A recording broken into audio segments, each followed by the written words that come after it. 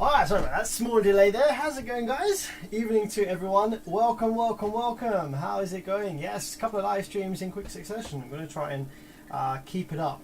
Going to try and keep it going with the regularity of the live streams. It is good fun. It is good fun. It makes me work a lot slower than if I wasn't live streaming. But I was a bit surprised by the demand for more live streams. I honestly thought, and I've been live streaming for sort of 2 or 3 years, like relatively consistently, and I honestly thought that I'd pretty much covered everything, and I was like, at this point these repairs are just getting repetitive, and I was thinking, you know, most of you guys kind of seen it all already, especially the Korean stuff. The repairs are so repetitive. It's just like FETs, drivers, gates, feedback resistors, and that's it. It's good to go. But you guys seem to enjoy it and seem to be hungry for more, so why not? Why not? Okay, we're looking at a very common circuit this evening, but it's a full rebuild, so for anyone that is either entertained by full rebuilds of big amplifiers or has one similar that just wants some tips, just wants to refresh your memory on these, then tonight's live stream will be good for your ass. Firstly, though, while we build up viewers, I'm going to be looking at something a little different. We are changing, or potentially going to see whether changing the power supply switching frequency of a cheap amplifier here helps with current throughput. I've got a little, let's just zoom out on this camera here and get a better view on what I'm looking at here. It's a good old bit of the old handshake there. Let me try and fix that. That is because this camera is interlaced rather than progressive. It's still pretty bad. How do we sort that out? Deinterlacing disable, okay, and deinterlacing blend ×2. Nope, that's pretty bad. Let's see all these video settings I'm going to try and work out. That's a bit better. That's linear. Deinterlacing linear ×2. Oh, that's pretty horrendous. What one was it that works really well?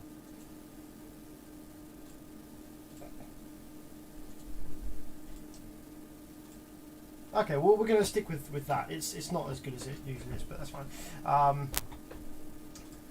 Reese, man, what are you up to? Don't stay up all night this time. So we've got a cheap Chinese board here. I'm doing a few upgrades on, making it 0.5 stable, although to be honest I think I've gone kind of overkill with it. This amplifier came with the standard, I think it was 50 N06 power supply MOSFETs and RF640N on the outputs. Now I've managed to find, I've used them in the past actually with the JBL GTO 14001. If any of you guys have seen my video, I upgraded a 14001 by JBL to work at 1 ohm, and actually the customer who that was for has since run it at 0.35 ohms and the amplifier is still running. So obviously did a good job on that one. Well, and also credit to JBL, that board is just massively over engineered for what it is.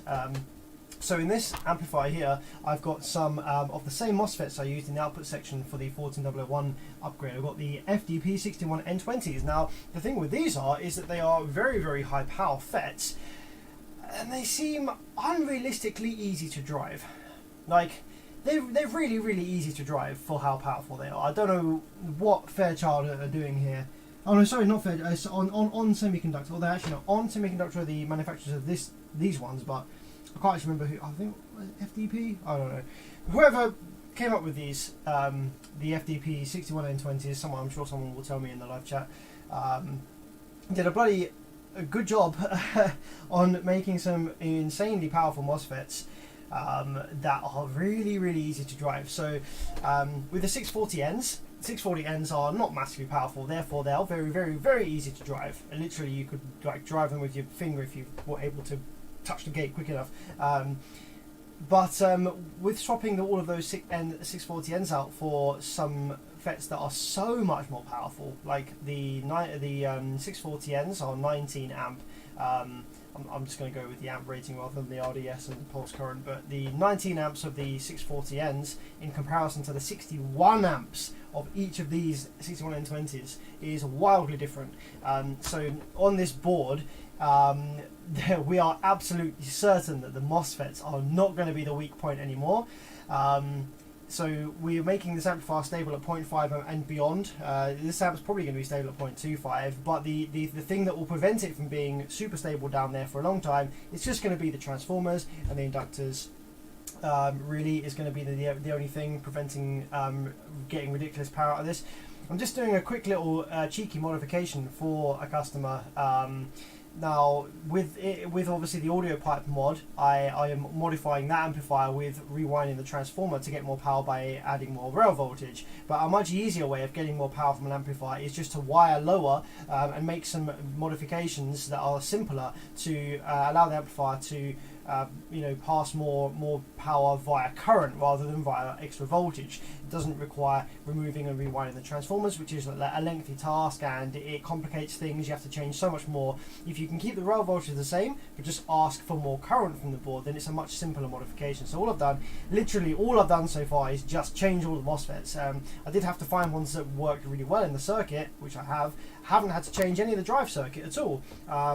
Even the low side drive waveforms look fantastic. So if we look in here, I've changed the power supply MOSFETs from the 50N06 over to the IRFB 3006Gs, which are very powerful MOSFETs in the power supply section. So if we take a look at the oscilloscope right now, go up to 12 volts. Let's have a look at what the gate drive looks like for these MOSFETs, and you'll see that even though I've fitted much more powerful MOSFETs, my choice of FET has allowed the gate drive to continue looking really nice.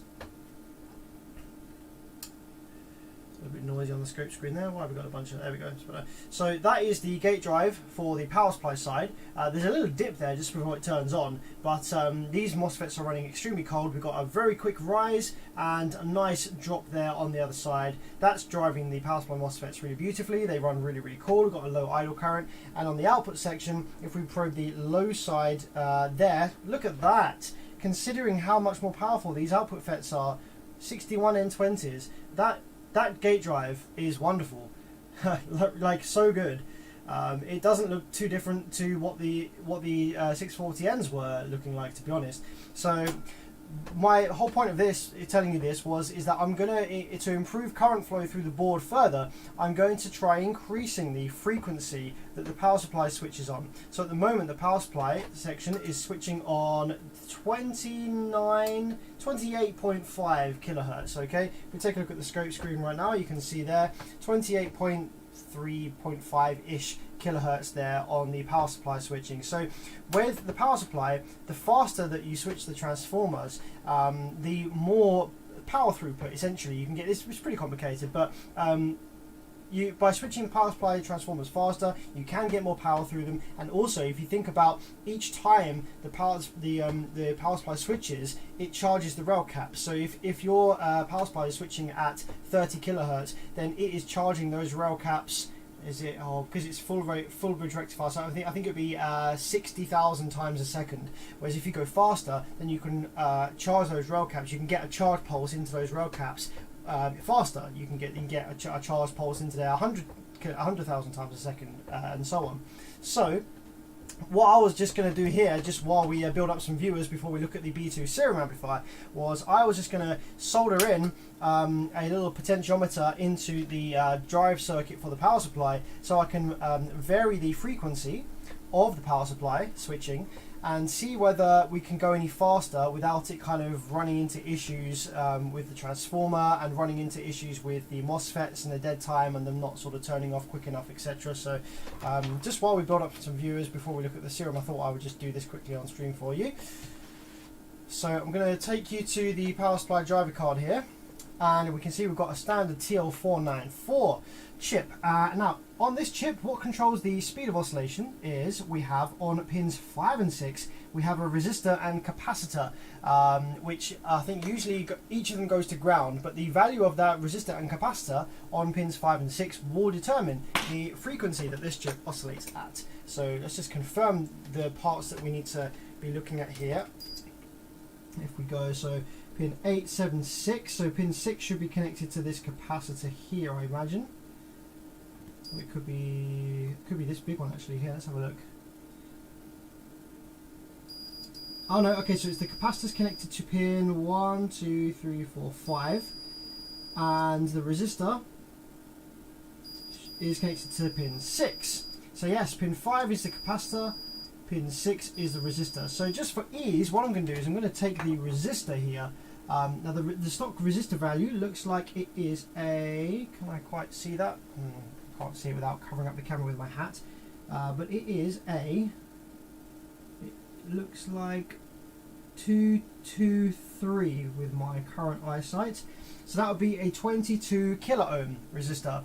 So I've got a potentiometer here which is a 100 kilo ohm, so that will give me fair. Actually I could parallel these. You see this is a dual there's what do you call it? There's two potentiometers parallel. So what I might actually do is I might actually parallel these together to give me 50 kilohertz, so I can go from 0 ohms to 50 kilo ohms, and that will give me some adjustation. There's a new word. Some ability to adjust the frequency there that this chip oscillates on. So I'm just going to quickly solder that in place now and see what we get.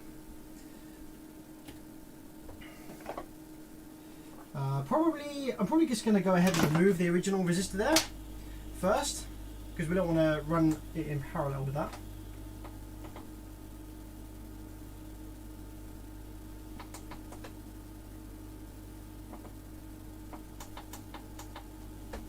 So a little bit of Chip Quick Flux, best Flux I've ever used in my life. Absolutely amazing stuff, this. Let's take a look at a little bit of live chat while that's heating up.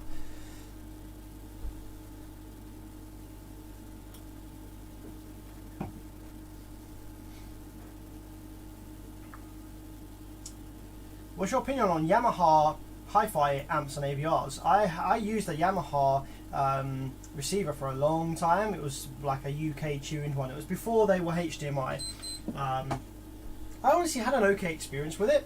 It sounded lackluster. So when I was running like home theatre, I'm not actually running any home cinema system in the new house yet at all. I don't even know if I will, to be honest. I'm very satisfied with a good stereo sound. Surround sound's all good fun and stuff, but I feel like you need a decent sized room to really make the best of it. Like having tiny surround satellites like on the ceiling above your sofas and shit like that, I feel like you just kind of detracts from, like, if surround sound is done right, it's absolutely amazing. If you have the exact same speaker all the way around you times 5, if you have floor standers left, center, right, and you have the exact same floor standers or the same brand, so the same tonality behind you, sides and rear, and you're sitting in the middle of them, and there's equal spacing of them behind you, and you have it all time aligned correctly, it can sound amazing and it's a great experience. Whereas in an average UK sized living room, where your sofas are right up against the back wall, and you know you got to put the rear speakers up behind you and at the sides, and you know it's not ideal, and I much prefer just a decent stereo image personally. So anyway, in response to the Yamaha thing, yeah, I've used them before, really nice piece of kit, but it did sound a bit lifeless, didn't really have a lot of excitement to the sound. It sounded a little bit lacking. I got a better experience using the Yamaha purely as a processor, you know, using it just purely for the decoder, and running RCA outputs, line level outputs from the Yamaha into my Technics, the SUV amplifiers, and running those to drive the speakers instead. Adjustability, that's the word. What was I saying? Oh, I can't remember what I was saying now. So let's add some more solder to these little pads that I want to solder my potentiometer onto.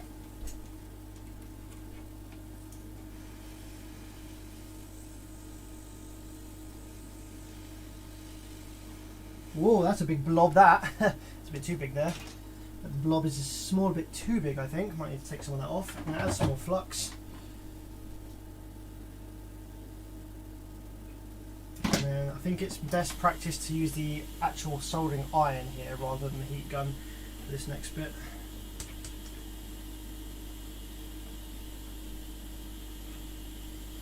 Who said about a warhorse? Let's have a look. Someone said about a warhorse. Oh, hello Hassan. Got a warhorse in for repair. What the fuck do I do with this thing? It's complicated. It's not something that I can just quickly tell you over live chat. And also without knowing what the actual problem with it is. I've been relatively lucky actually. I fixed 2 warhorses, but the issues with them were not too complicated, if I'm honest. Pretty much what the warhorse is it is a power supply that modulates audio and then steps up through transformers, I think, is mostly how it works.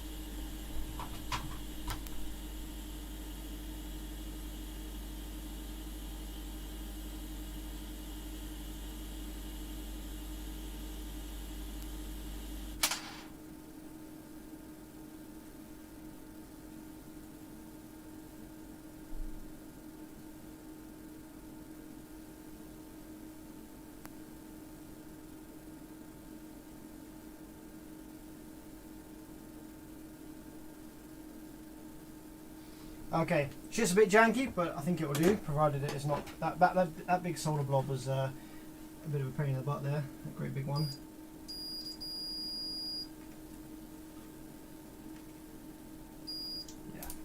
Yeah, a small bridge there from that massive air solder blob. So let's get rid of that. A bit too much solder came off of the lead as that was going on, that one. Right, let's do that again.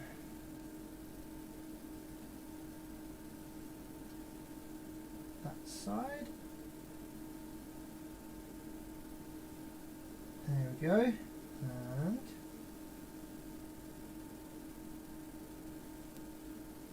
that side. There we go. Lovely stuff. So I'm just going to parallel over this these resistor terminals as well, so that we turn our 100k into a 50k. What kind of flux are you using? I'm using, I can't remember the exact model. I'll get it for you in a minute though, because I've got it on my email. It is chip quick flux. It's supposed to be flux for lead-free solder, but obviously it works great with any kind of solder really.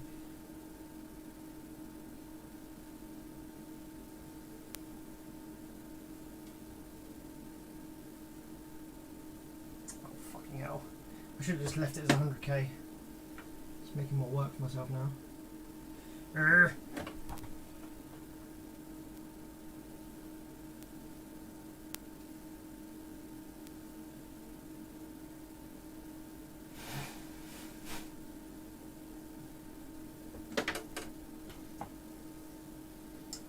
Yeah, I'll get the model number for the flux in a minute. It's honestly the best flux I've ever used. I've had some issues with flux in the past, especially flux going conductive after you've used it, and then it causes all kinds of nonsense in the board that you're working on. So I honestly can't recommend this flux enough. But I'll get the exact model in a bit. Right, you bastard, come on in. Parallel up. There we go. Get you two together like that. A little bit more flux. Bit of solder on the tip. That's how she likes it. There we go. And paralleled. Okay, great. So now we have a fully adjustable from 0 ohms all the way through to 50 ohms resistance on this TL494. So I'm just going to calibrate it to 22 kilo ohms, which is where it was originally for the 29 point something hertz. Go in here. Should have about 22. So you can see that on the multimeter screen, we've got 38 at the moment. So it's good that go down a touch. 32. 16, that's a bit too far. 19, 19 is probably about right. So we're going to start with 19 kilo ohms, and I'm going to change that and see how that affects the switching frequency on the power supply for this amplifier. And what I want to do is I want to go higher, and I want to go higher to the point where the amplifier still draws low idle current, and there'll be a kind of like a point where the amplifier suddenly starts drawing a buttload more current, partly due to the transformers, the way they're wound, being unable to deal with that higher frequency, or the MOSFETs not being able to turn on and off quick enough due to their delays and how beefy they are.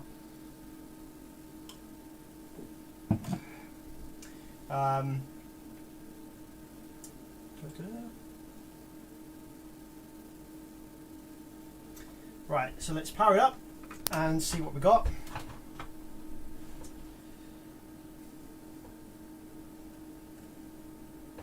DC coupling on there. Going to go down to 9 volts on the power supply just for a bit of safety while we do this. It'd be nice to disable the output section as well, but I can't bother to do that just now. There we go. Okay, we are active. So yes, we are at 30 kilohertz now on the power supply. So if I adjust this, you'll see that the frequency changes. There we go. If I bring the scope up so you can see it nice and big. So we're now at 31 kilohertz. If I go down the other way, see we go down in frequency. So what I want to do is I want to go up and up and up, and hopefully the idle current will stay at a nice point. We're at 1.7 amps at the moment, increasing. So up at 44 kilohertz at the moment, and it's still nicely at 1.7 amps. 50 kilohertz. There we go, starting to increase now. 1.8. Holy fuck, 65 kilohertz. And we're still low idle current, 1.9, so it's slowly increasing. Wow. 68 kilohertz there. Let's just check the heat on the power supply MOSFET. It's still stone cold. Nice. There's some decent headroom in this power supply setup for some higher frequency switching. That is going to massively improve the amount of current throughput through these transformers. That only increased the idle current by 0.2 of an amp there, going from 30 kilohertz to what that was just about 70 kilohertz. So we've over doubled the switching frequency. So that means that those rail capacitors are being charged now twice as quickly as they were previously. Saber S-Mal. I noticed you just asked me about the 3.0 SPL. If you look at the pinned comment that I made in the live chat, it explains. That's why I put that there.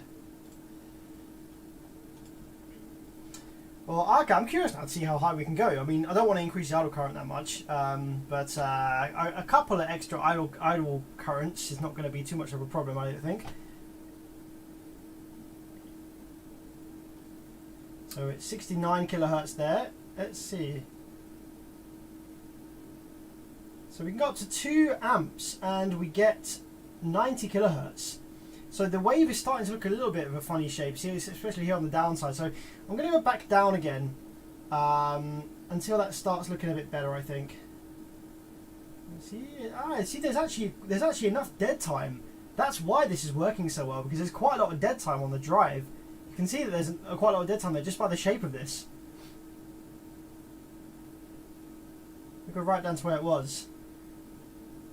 Actually, I think increasing this is actually changing the dead time. Yeah, look at it. It is changing the dead time on the gates. So what I might have to do is I might have to actually change the capacitor value as well. Maybe let's have a think about this. So let's probe the gate as well. So I'm going to probe the gate and let's see if the dead time is changing, or the duty cycle, etc., is changing on the gates of these MOSFETs as we change the frequency. Because if we change the frequency, but the dead time, the duty cycle, if we change the frequency to high, but the duty cycle is really low, then it's kind of a bit counterintuitive. So let's do that on the scope. Channel 2, that's there. Very nice there. 5. Okay. Yeah, so that is the gate drive there. So that's the main MOSFETs, and that's the gate drive. I need to flip these around because I want to get a readout of duty cycle for the gate.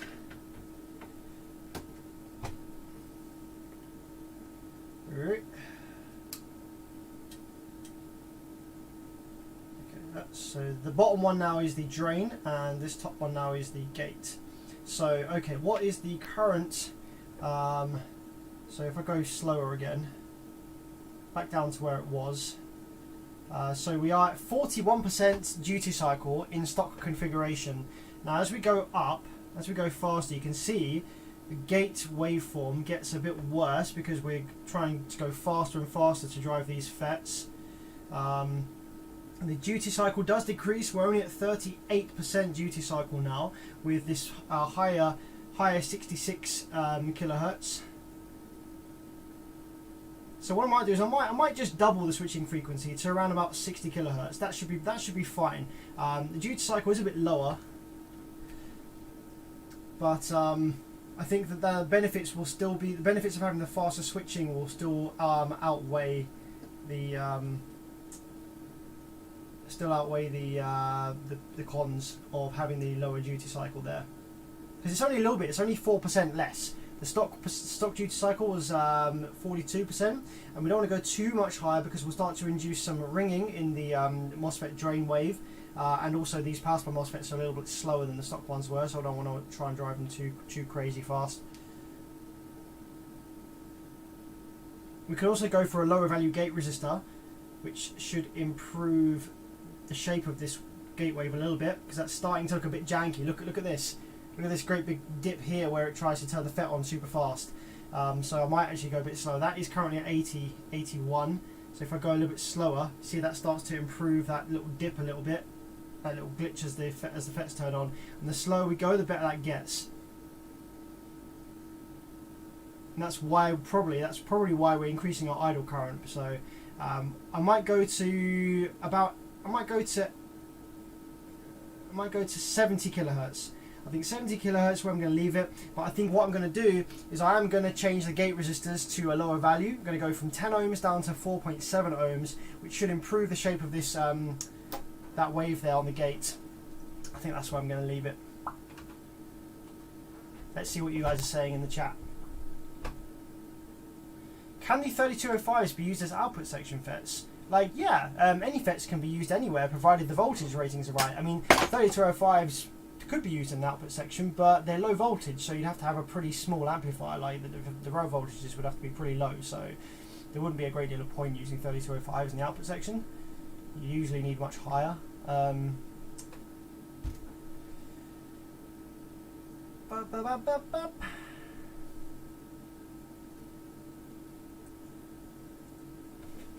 Anyway, now that I've messed around with that, let's turn that off. Let's bring out the big boy that we're meant to be repairing this evening, shall we? That out of there, that out of there.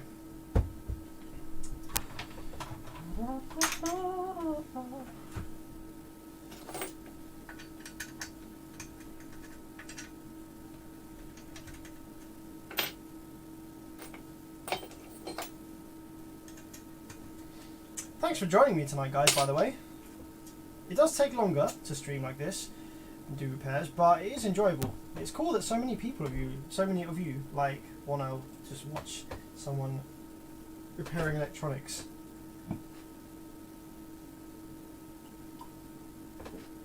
Alright, let's grab this serum then, shall we? Bear with me a minute while I grab that. And let's give you that one there.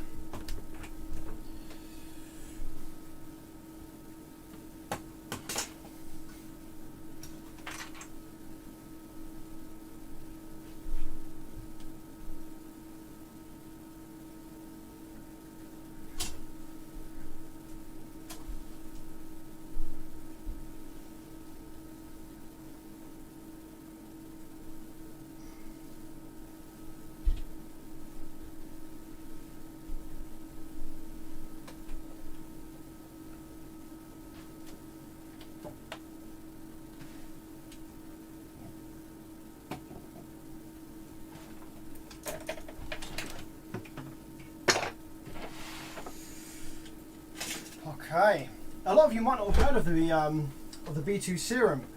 It was an amplifier that I think was only really made for the European market. I think it produces about 8.2 kilohertz. Sorry, 8.2 kilohertz, 8.2 kilowatts into 1 ohm, 14.4 volts.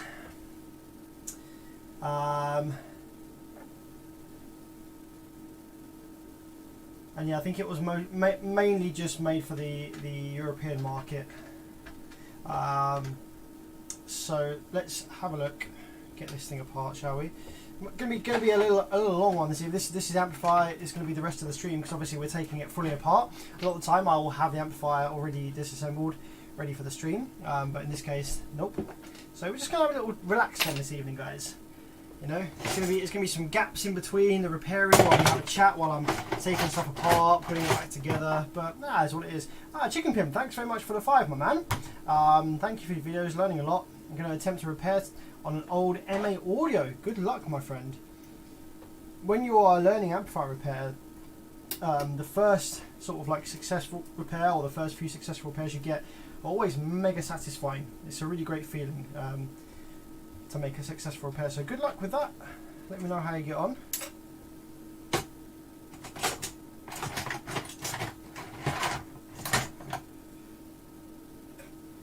Camille says, I want to go sleep. Well, you do that, my friend. Have a good sleep. Definitely not stopping you.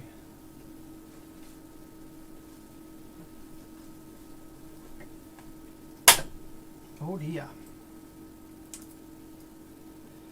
I can tell this one's going to be a royal pain in the arse to take apart. On this one, so I think this one has been repaired previously, okay, and there is not much. There's a very small amount of space between the MOSFET, top of the MOSFET there, and the hole in the clamp. So it's going to be very difficult for me to get my Allen keys in there to take off these clamps, but we'll get it done. We'll get it done. It might just take us a little while, but that's okay. We can do some Q&A. Let's do some Q&A on the old live chat while I'm taking this apart. So any questions you've got, anything you want to know, literally anything about amps, anything about just stuff, audio in general, or even about food or about whatever. Let's have a Q&A session. Do some chats.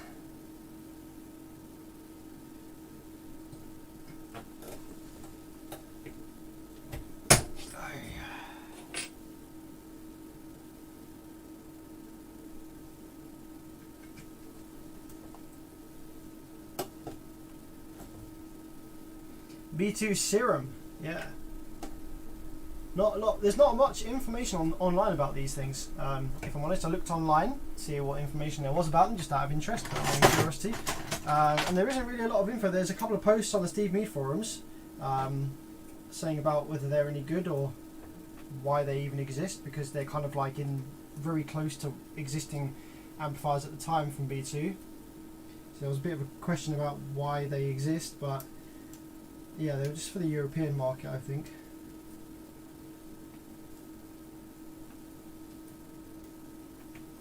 What's the best quality amplifier that you know of? It's a really difficult question. By quality, like build quality or sound quality, or just overall performance for the money, or like there's lots and lots of incredible SQ amplifiers out there and stuff. So each has their own benefits and drawbacks and stuff.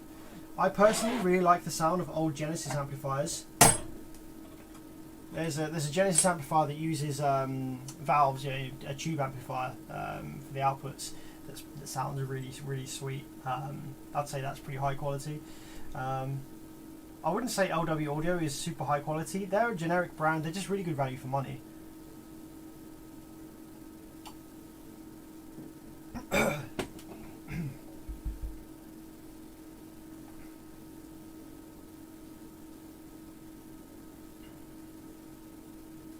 How can we send you amps? Well, I only take on work from the UK. A couple of bits here and there from Europe, but not really, because Honestly, you don't want to be sending me stuff from the States, man. The shipping there and back will probably cost more than the repair, and then the total will be more than the amp is worth. So you really don't want to be sending me amps from the States. It's really not worth it for anyone. Have you tried the Team Pi amps yet? I haven't, no. There's no point me buying any to get into the UK. They're just very generic, they're quite cheaply assembled as well.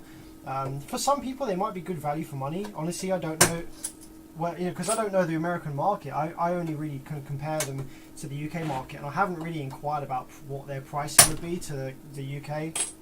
But I'm not that interested in them, if I'm honest. They're just generic stuff. Old circuits that they're regurgitating, trying to sell on cheap. I'm not too bothered, not too interested really.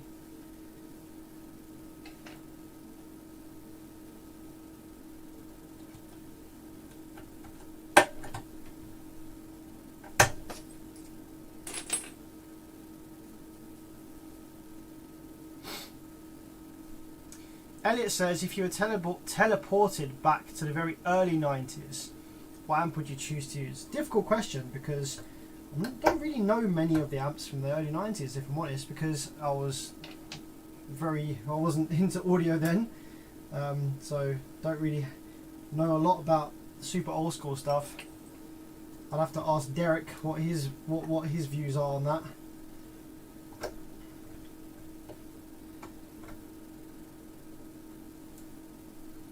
Probably Rockford stuff. I mean, the Rockford stuff that I've seen from that era was quite way ahead of its time. So I might have even gone Rockford, to be honest.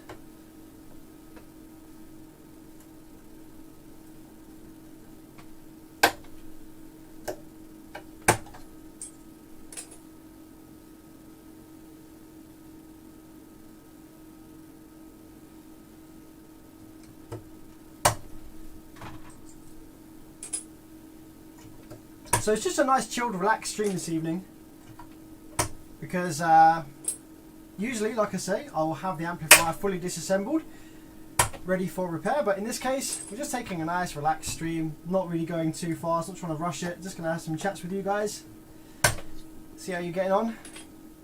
So yeah, there will be some gaps in between repairs while I'm disassembling parts or soldering or whatever. A bit old school, a bit like the streams I used to do. Like these days, I think the problem with the live streaming is I got too kind of concerned about making the streams continuously, like something happening all the time. Like during the whole stream, I'd have some amps like set up and ready, and I'd be like flying through things and whatever, not really looking too much at the live chat. And then if I was really busy at one point, I wouldn't want to stream because I'd be like, oh, I've got too much stuff to do, etc. But what I used to do when I started live stream was just pretty much this, just click the stream button while I'm doing what I'm doing, while I'm working normally, and there'll be some gaps in the repair and stuff, but that's all good.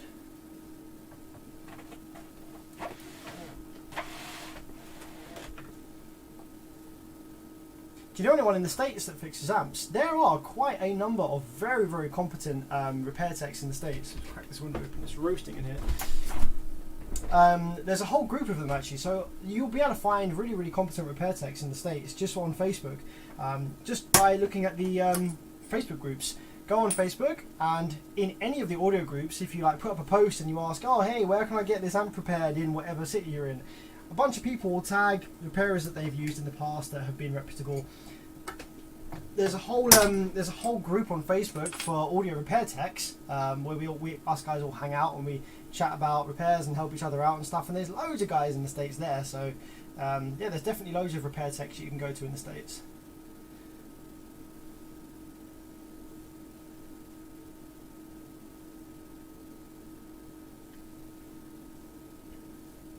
How long do you anticipate this teardown that you're currently doing? At a relaxed pace that I'm doing now, stripping an amp down completely to the board, ready to work on. Probably, if I'm in a hurry, probably get it done in sort of 15-20 minutes perhaps.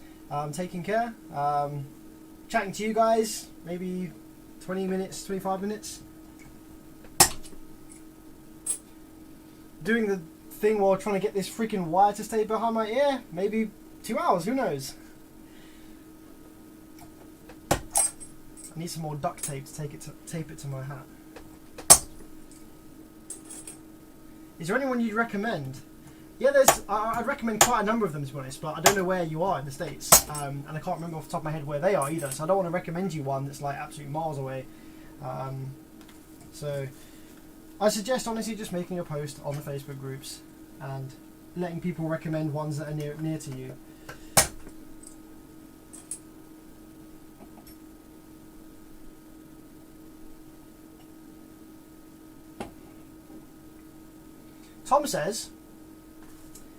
Tom here, if you remember, are my organs still there? I'm trying to think as hard as I can, but I don't remember. I'm not sure what you're on about there. What organs? Are your organs still here? I don't really remember anything about organs, my friend. You have to jog my memory a little bit on that one.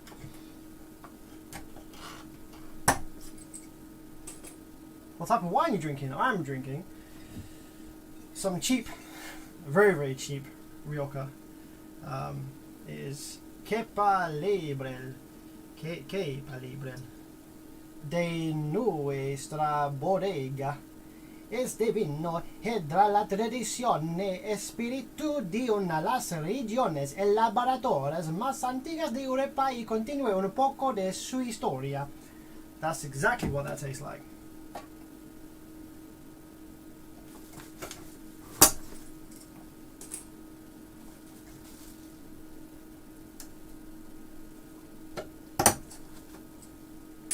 Okay, hey, all of the clamps have been removed now, so that wasn't too bad. I did anticipate that was going to be quite tricky, but it was alright. So now the clamps are removed, if anyone's interested, how you take these things apart. So to get the clamps off, a lot of people struggle with this, and this was probably one of the harder clamps to get off. So you can make a specialized tool for this. Okay, you can get an Allen key about this kind of size. Okay, this kind of size Allen key, and if you file down or grind down the end here into a kind of flathead screwdriver type shape, okay, then you want to get a bit more leverage with some I've got some needle nose pliers here, but some non-needle nose pliers would also be great, or anything that you can clamp onto to give yourself some more leverage to extend this length here. And then these have a hole in the center here, and they'll be on the MOSFET like this, and you just want to go into the hole with your modified Allen key, and then don't be scared to put a lot of force into this. These are on very, very hard, and they're very stiff, rigid metal. They're quite brittle as well, but you do need to really yank. You need to boom sharply back to get this little thing unhooked from the metal groove that it's in. If you're too cautious with it and you start going slowly, all you end up doing is you end up bending this metal, potentially bending your Allen key. You need to do a sharp, immediate action back like that. Don't be scared. This is very strong, and you'll be fine. If you haven't, like I haven't, ground down the end here to make the custom tool, then if you are struggling to get the Allen key into the hole there, if the MOSFETs are dead anyway, which these ones are, so it doesn't matter about them, while the clamp is in place, like so, you can just spread the MOSFETs apart with a small flathead screwdriver like this. Just go in there and just push the MOSFETs apart to make a gap for the Allen key. And obviously with the MOSFETs being dead, it doesn't matter if you damage the MOSFET there, like physically, because you're removing it and throwing it in the bin anyway. Matthew says, would you say DD subwoofer drivers are worthy for building custom home audio subwoofer? No.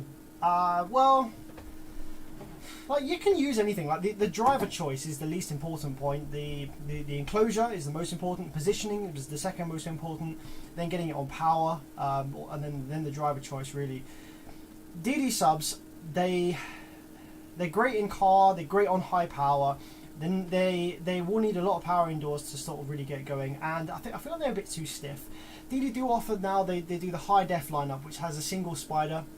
Well, it's a softer spider, much less spider layers, which is better for sound quality application, low power or lower frequency home theatre style application. But in my opinion, the DD motors, they're too strong, weirdly enough, for kind of home theatre and for a kind of more SQ sound, hi-fi and stuff. You actually don't want a motor that's too strong, because you end up with a woofer that really favours a higher frequency, and it just sounds a bit, I don't really know how to describe it, it's not got quite that sort of SQ smoothness to it.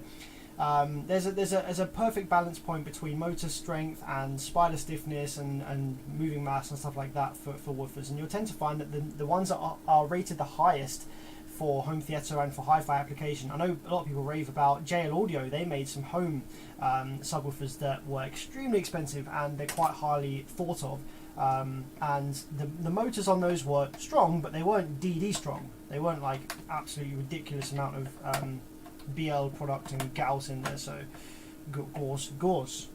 So, oh, this is gonna be a problem. It's really hot in here, so I've got my window open, but I've also got my black pour illumination lights on, so this room gets absolutely filled with nighttime bugs, including moths and all kinds. So I might have to close that window. Literally, I'll come in here the next morning after streaming with the window open and the lights on, and it'll be a jungle of like bugs and all kinds of stuff. So now what I'm doing is I'm just pulling away. So now I've removed all the clips. You've got to pull away the MOSFETs from the heatsink here, because you're going to slide the board out. And what you don't want is you don't want the MOSFETs to catch on the thermal pads here and just drag them along with them and ruin them.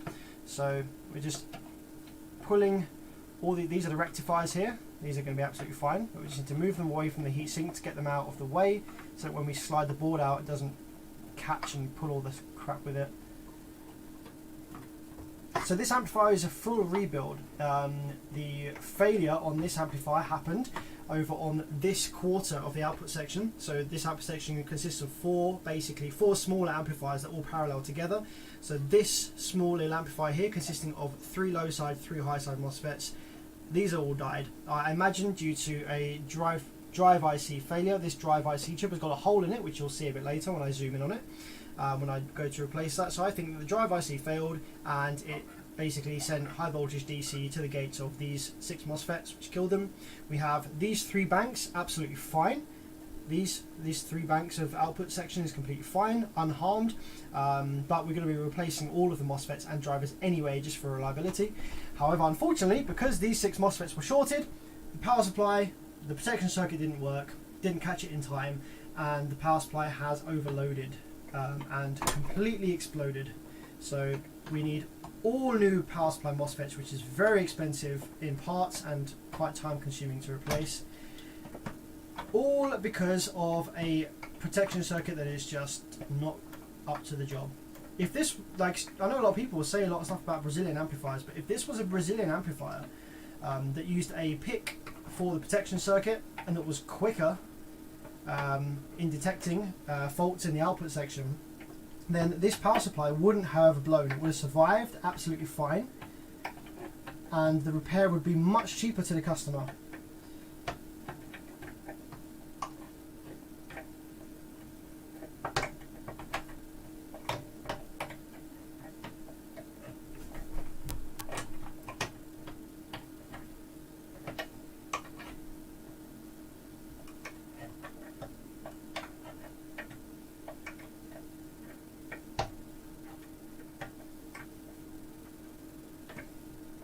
How's the Proton, John?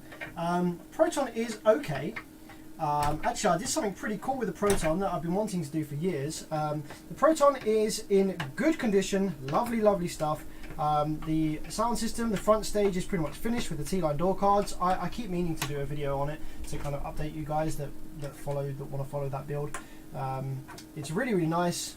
Pretty much all finished now. I just need to work on the sub stage in the back, finalize what I'm doing there, get all the amplifier mounted beautifully, you know, on proper amp panels and stuff, rather than just sitting there on the carpet in the boot. The car is looking great. Paintwork, I've just had it recently kind of resprayed, so it looks really beautiful now.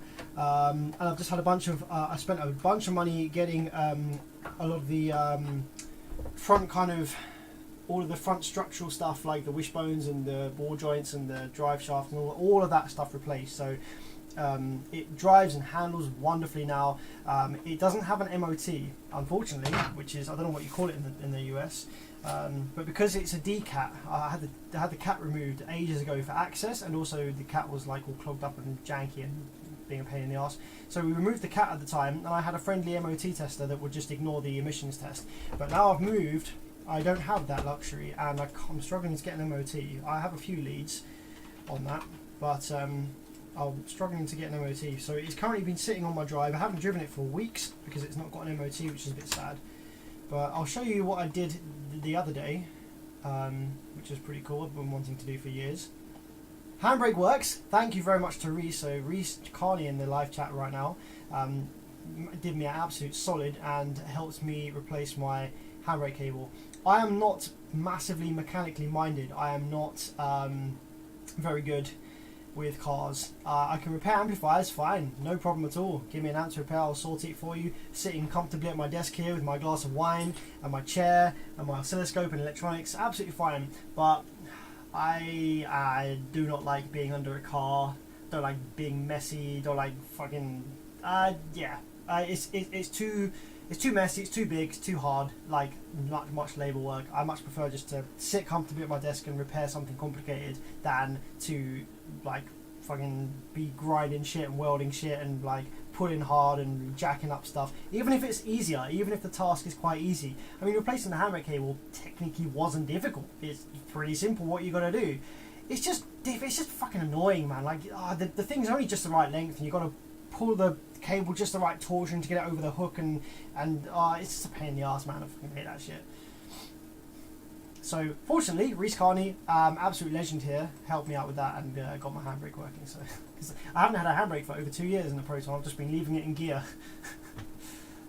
Anyway, what I did the other day was this. So I took my clock set apart, the dash, all the the dials and stuff. Now the reason I did this was because the car is DCAT, the engine management light is on constantly because it detects that the emissions are wrong or whatever. I don't know how cars work, but that's what it is doing. So what I needed to do was I needed to make the engine management light not be on. But nowadays the MOT tester checks that the engine management light comes on ignition and turns off when you start the engine. Clever way of getting people, getting around the fact that people just take the bulb out. So rather than just taking the bulb out, I had to not just take the bulb out like this. I had to make the light come on with the rest of the bulbs and turn off with the rest of the bulbs. So I just wired a little patch lead to I think it was the oil lamp sensor, oil lamp gauge, or I think it might be in the battery LED. I can't remember what it did now. So yeah, just a little patch wire there. I think it was from the battery LED to the engine management light LED. So they both come on and they both turn off. So as far as MOT tester is concerned, the engine management light works as intended and is not on, even though it kind of technically is on as far as the ECU is concerned. But I thought while I was here, let's go ahead and replace the janky orange colour LEDs with some nice white LEDs. So I got a load of spare white LEDs here from an LED strip that I've had sitting around for ages, not knowing what to do with it.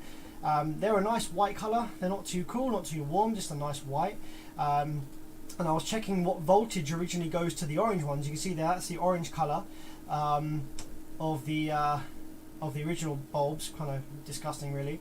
So I was just seeing what voltage is sent to those. 1.93 volts, not very much. Orange is a very easy colour to drive on LEDs.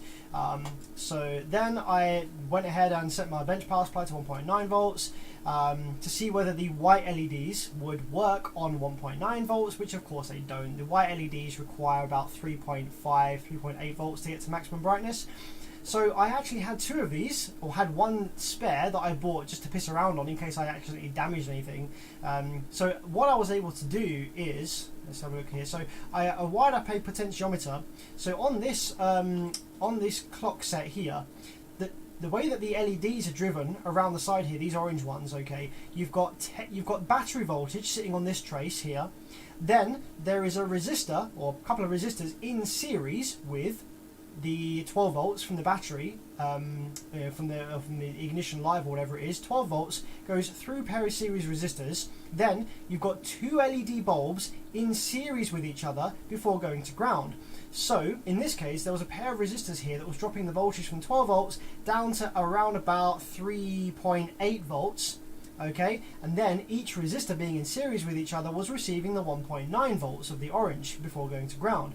So what I needed to do was I needed to change the value of this resistor in series with the LEDs, so that instead of dropping the voltage quite so low down to sort of 3.8, it dropped it less. I was aiming for around about, I think it was 6 volts worth of voltage left for the LEDs after the resistors.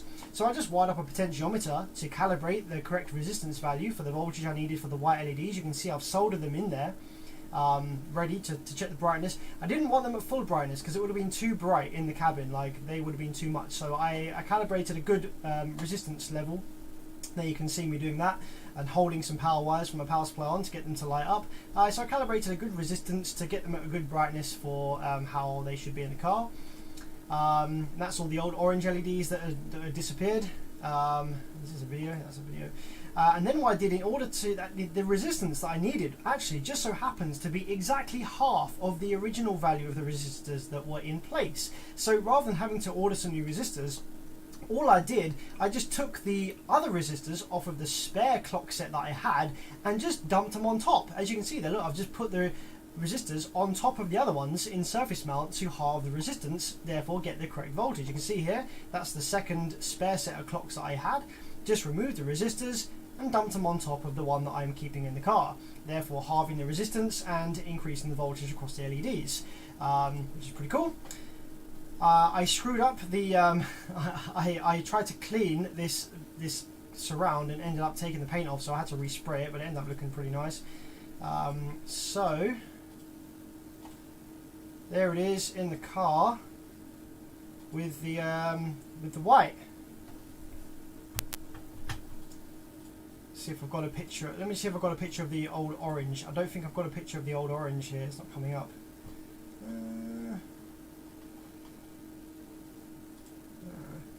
That's a shame. There is a photo of the old orange on there somewhere, but yeah, that's how it ended up looking. Pretty nice. Pretty happy with that.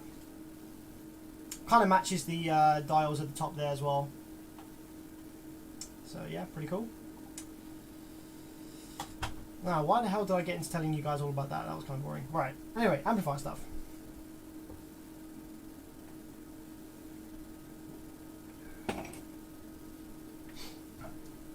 Tom Asextoria says, mate, hit me up if need an MOT. I'll sort it. Oh, really? That would be fantastic if you can, mate. Like I say, the car is great. Car's fine. It would pass with no issues, but it just, yeah, the emissions is just the problem with it being decat. So if you can help me out with that, that'd be super awesome. Give me a message, Tom. Shoot me a message on my Bearvids Facebook page. Just go Facebook, type in Bearvids and shoot me a message, and that'd be great. Anyway, back to the amp. What was I doing? Oh yes, I was pushing all the MOSFETs away from the edge. We've been streaming for an hour already, and the amplifier that I was supposed to be working on and showing you guys, I've not even taken it apart yet. See, this is what happens when I stream. This is why it takes so long for me to get anything done when I'm live streaming. Let's go off on a massive tangent. Alright, so then I'm going to take the center screws out.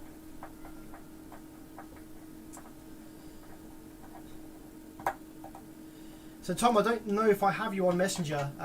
So if you shoot me a message first on my Bearvids Facebook page, then I'll know who you are, your account and stuff, and that'd be awesome, man. Thank you so much.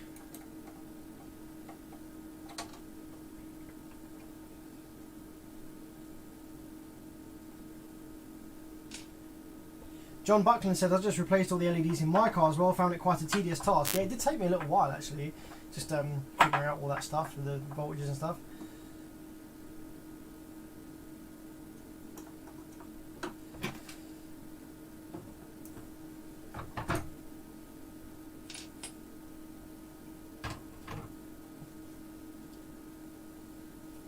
Sergio says, you hacked the engine check light. Now if you have another problem in your car, you'll never know. Well, the thing is, because the engine light is always constantly on in those cars anyway, due to a crankshaft sensor that's just really unreliable. Like Proton Gen 2s, if you look at the Malaysian forums, if you look at any pictures of anyone that's uploaded any pictures of the dash, or the interior of their Gen 2, every single one of them has engine check light on at all times. So if there was another problem with the car, I wouldn't know about it anyway, because the engine check light is always on anyway.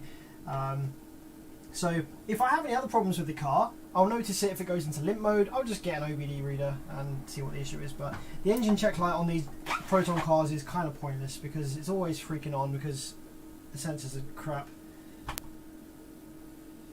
Okay, so that's that screw out. I think all of those screws are out now from the center of the PCB. I think. Let's just double check there's none down the side. So, okay, cool. Now, if I remove, let's have a look at these RCAs. There we go. So now all I need to do is remove the end plates. And to do that, let's take one of these.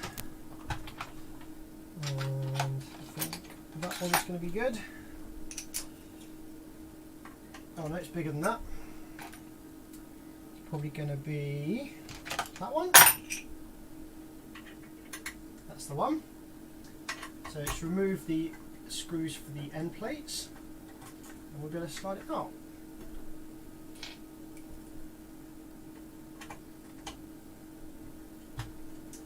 Daniel says 4 smart 5 amps, not here, can you do a video on how to match full bridge amps? I am getting 5 smart 5 amps. Oh sorry, I think he said he's getting 4. I'm getting 4 smart. I have 4 18s and a 6th order wall. How can you tune it and time these together? That's not a bad idea actually. The problem with the Brazilian amps is that the gain settings on them are so overly sensitive. You move them a tiny bit and the gain like whoop, massively comes up. So to gain match those, I imagine with a multimeter it's going to be quite tricky. That's not a bad idea. I'll have a think about some good ways to do that, and I might do that video.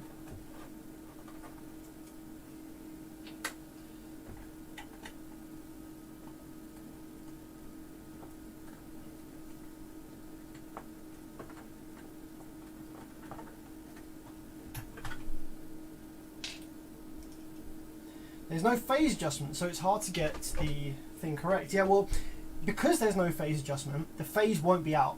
The only reason that the phase is out between the Korean amplifiers that have a phase adjustment is because the phase adjustment circuit has tolerance differences between op amps and stuff like that. So that's why the phase can be slightly out between amps, is because it has a phase adjustment circuit. So because the Brazilians don't have the phase adjustment circuit, they will all be exactly in phase with each other anyway. It's the phase adjustment circuit that is the culprit causing the lack of phase stuff.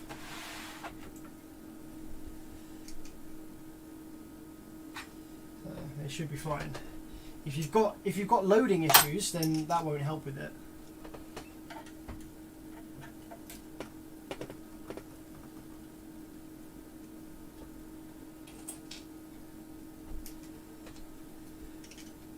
Do you have a home audio setup?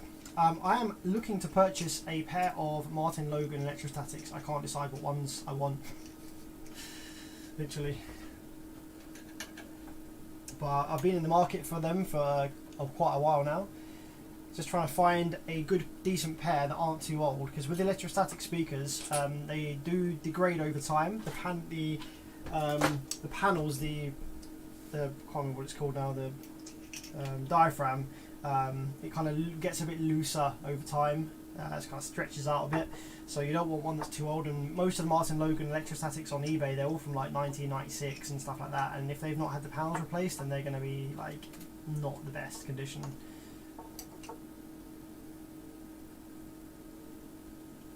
So Daniel, if you want to use my technique, then all you need to do, you don't need a phase knob to do that. If you just want to gain match them using that technique, then you just need to wire the coil B of each sub that's on the other amplifier out of phase, like just wire it backwards essentially. Really low signal, really low amount of power, and then you want to adjust the gains on both the amps until there is absolutely zero movement on the cone, so you feel it with your hand. Your hand is incredibly sensitive to movement, really sensitive to vibrational movement. So if you rest your hand on the cone, if you adjust the gain on one of the amplifiers until there is absolutely no movement on the cone, and they're perfectly matched.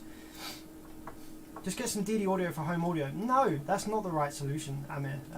DD audio is not particularly good when it comes, you know, in the grand scheme of decent audio. DD is not good. It's great for car application, it's loud, it's pretty well built, it's not very nice sounding when you compare it to some of the home audio stuff that I'm looking at.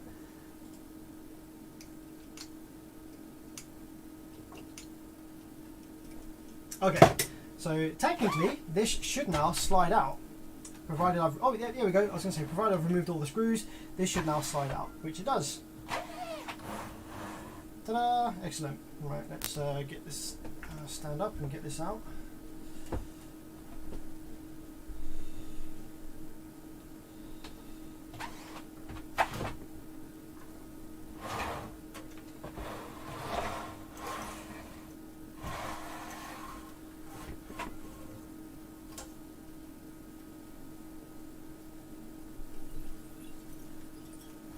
So, did you hear that just then? Sounded amazing. There's a video on YouTube of a guy dropping a screw or like a nut down into a jet engine turbine, and it makes this beautiful like sound all the way through. And there was a bunch of on the board here. There was a bunch of like bits of MOSFET shrapnel that fell down through the board just then, and it sounded just like that.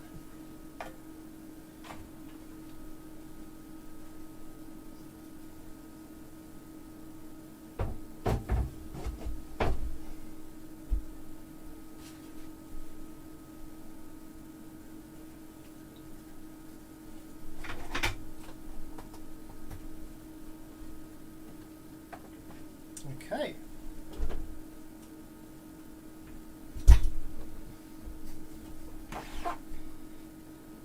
So, let's get started on this then, shall we? With this repair, we need to replace everything. All the power supply FETs, all of the... we need to replace the drivers. The drivers might have actually survived. Because I replaced the drivers with some really nice ones. Not convinced. We'll check the condition of the drivers in a bit, but let's start off just by snapping off all of the dead power supply MOSFETs, I guess. Wow, these have really toasted up, these have, haven't they? These are in very bad shape.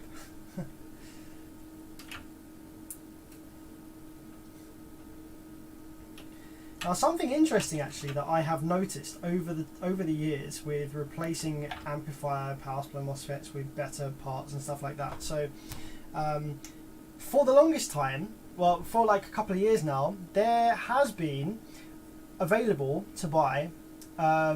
So when you're replacing power supply MOSFETs, most of these amps, they come with 064Ns. And if you do amplifier repair, you know IRFP 064N is like the standard power supply MOSFET that's used in like so many of these amplifiers.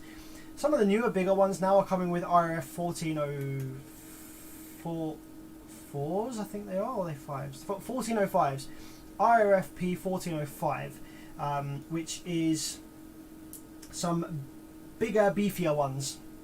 Now they're pretty expensive, and I did some research and I found that you can get these ones, which are IRFP 7537s, which are slightly beefier than the 1405s, but way cheaper. So I was able to offer many customers power supply MOSFET upgrades, which will allow the amplifier to run cooler, a bit more efficiently. The power supply MOSFETs have a lower on resistance, and also allow the amplifier to be a little bit more stable and better at 0.5. If the customer wanted to run it down under 1 ohm, it would perform better and run cooler with the higher current application.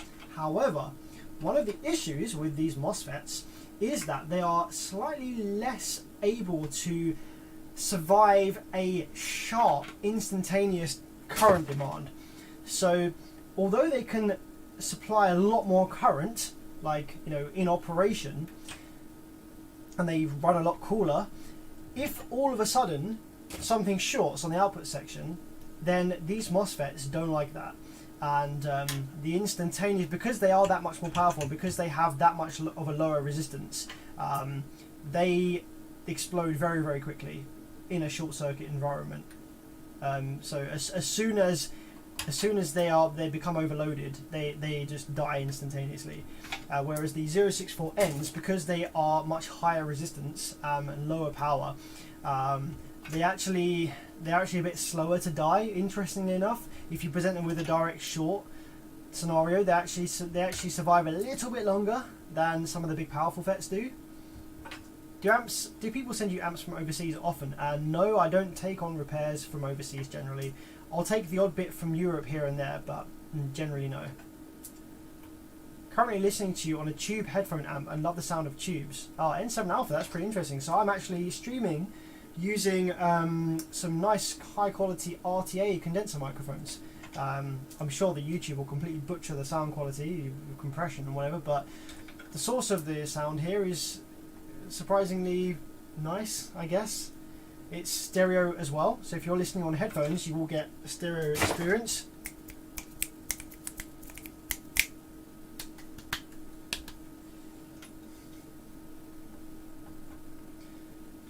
What's the best way to check impedance rise with a digital multimeter? Is it possible? No, you cannot check impedance rise with a DMM, not possible. If you want to check impedance rise, you will need a clamp meter, because the only way that you can measure the resistance of your reactive load while it's being driven is by measuring the current going across it. So you would need a current meter, an ammeter, clamp meter, and then you need to do some maths. You need to measure the voltage with your DMM. So your DMM is part of it, but it doesn't tell you the full story. So you need to measure the voltage from the amplifier and the current going into the sub, and then you can figure out the ohms of the load at that frequency.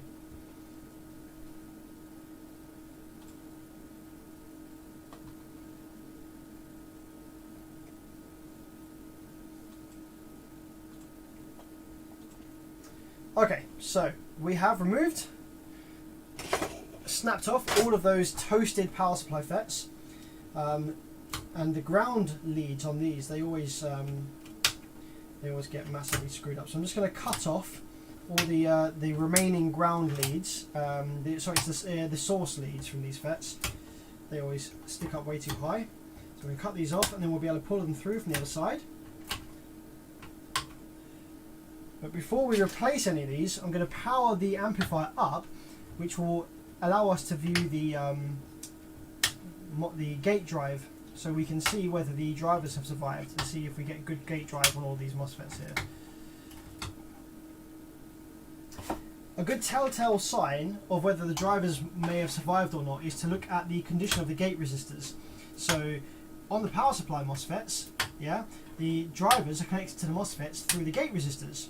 So if the gate resistors don't look like they are burned, then the drivers are probably fine, because the drivers won't have been under any stress, any extended stress for a long time, if the gate resistors aren't really burned. Whereas in this case, it looks like the gate resistors are quite badly burned, actually. So that means that a lot of current has passed through them for an extended period of time, which probably means that the drivers are damaged. We can find that out nice and easily. What I'm going to do though is I'm going to put on this apron here, because I'm wearing my nice clothes today. Actually, I haven't changed into my workshop attire, as I forgot. I don't want to get all this soot and crap on my nice jeans. So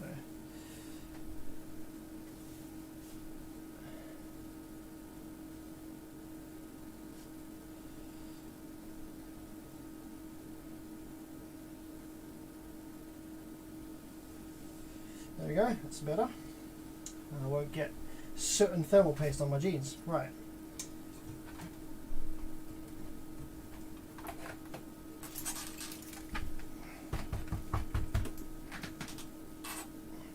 So what do you reckon then, gentlemen? Have the drivers survived? Bearing in mind the gate resistors are pretty bad. I don't think so. I think we're going to need to be replacing all of the drivers as well. So let's plug our power wires in here. Now for lifting these amps up, okay, obviously this is quite a long board here, and yeah, there's a fair bit of board flex, as you would imagine. There's very heavy components on here, the board's very thin. On these boards, if there are wires going into the center like this, then you can lift the board up from these points here.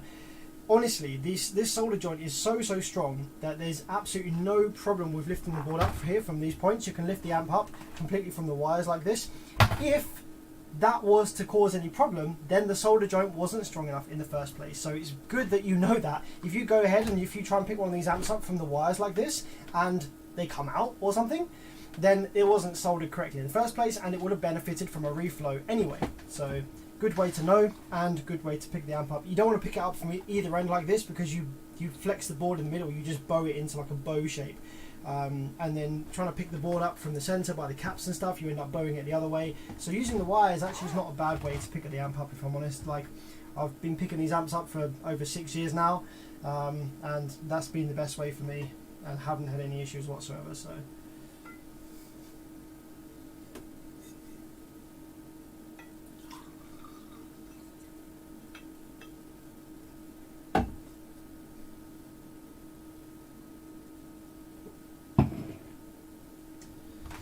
So let's get some power into here and see what the drive circuit's saying.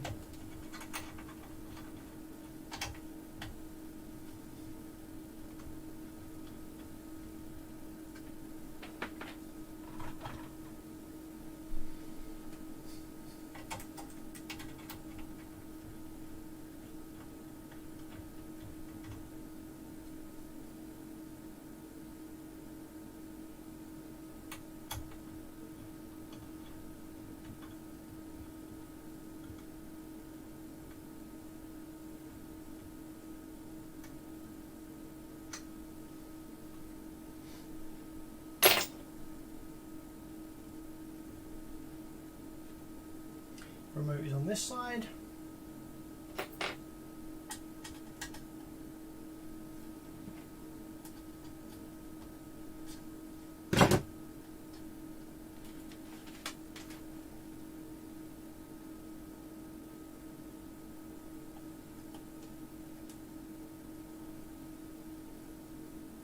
Resaid Bevis, quick question. £4,000 AVR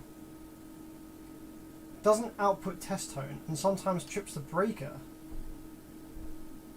So it turns on, I assume it turns on, you don't get any output at all, and sometimes trips the breaker. Not too sure, man, unfortunately. Can't really think, like, because I can't off the top of my head think of any common faults of AVRs because I don't work on them. So if it randomly trips the breaker, that would suggest that there's like an intermittent fault somewhere, an intermittent short on a transformer or on an inductor or something like that. The fact that it doesn't trip the breaker straight away every time at the same point would suggest that something's happening occasionally, either when something's just shorting or that would cause the breaker to trip. No audio, again, if there's a break in an inductor lead or transformer lead or something like that, that would prevent audio getting to the terminals, of course.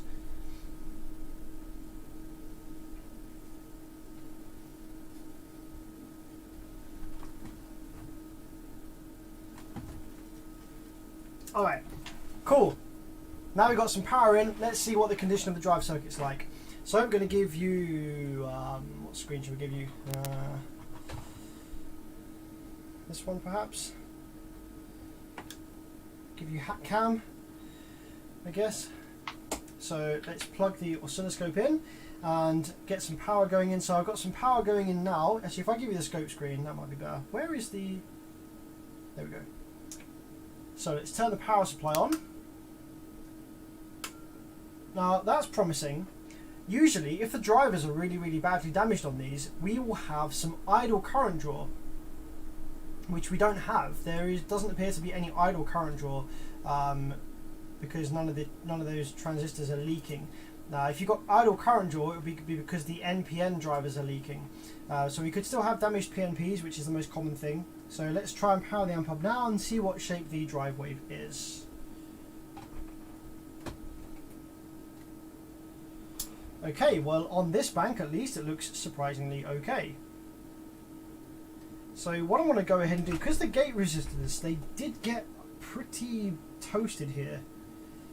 There's a couple of gate resistors that are completely open. I'm gonna probe the board before the gate resistor. So we've got gate resistors here. So usually you would probe right by the MOSFET here, but I'm going to probe before the gate resistor, just so that I'm not being, just so I'm reading the actual pure drive rather than, the gate resistor's version of it. So I'm going to probe before the gate resistor, and I'm going to compare the drive shape between banks. So we got nice clean looking drive wave there at 5.8 volts. So let's move on to the next bank. Pause the scope. This is why it's good to have a digital scope, so you can pause and start and compare the waves easily. Start again on the next bank. That's exactly identical because the wave didn't move. Pause the scope again, go to the next bank. That's identical. Pause, next bank. That's identical. Pause, next bank. That is non-existent. So the drivers on this bank are absolutely toast. We don't have any drive on this bank whatsoever. Next bank we do. 5.8. Let's go flip over to the other side of the board. Start the wave. 5.8 volts. Next bank 5.8. Next bank 5.8. Next bank 5.8. Next bank. Nothing there either. So that must be the same kind of bank that's on the other side. Next bank 5.8. So it looks like only one set of drivers failed. However, looking at the condition of these gate resistors, I don't necessarily think I trust the drivers that remain in the board, so I might just go ahead and replace them all anyway. It would be a fair bit more work. If we look at the board here, to replace all the drivers, we've got 4, 8... Oh, shit. Well, that'll be why. I just realised one of the drivers is missing. It is desoldered itself due to the heat. So that'll be why we haven't got any drive on that one. Okay, cool. Yeah, I'm going to go ahead and replace all the drivers anyway. These obviously got, got damaged enough that they got so hot that one of them has decided to desolder itself and yeet away from the board. That yeah, even though we're getting pretty good, clean looking drive waves on a lot of these banks, I'm not really going to put a lot of trust in these remaining drivers. So I think that it's safe to say, good practice to just go ahead and replace a lot of them. In order to do so on this amp, we actually need to bend these rails over apart slightly because they are covering the driver location there. So we need to go ahead and bend those out so we can gain access to the drivers. There we go.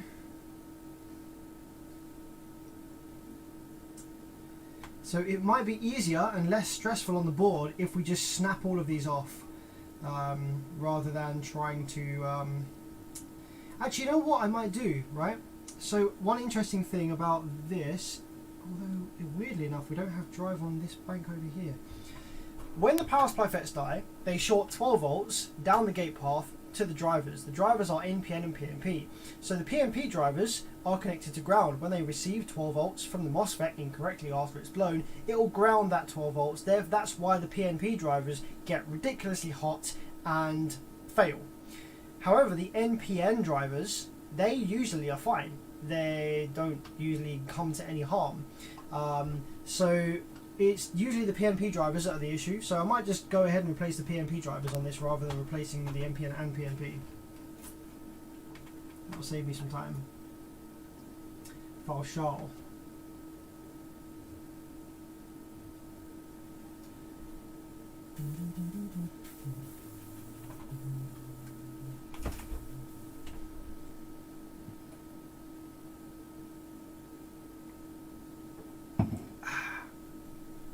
Okay, let's see what we can do then.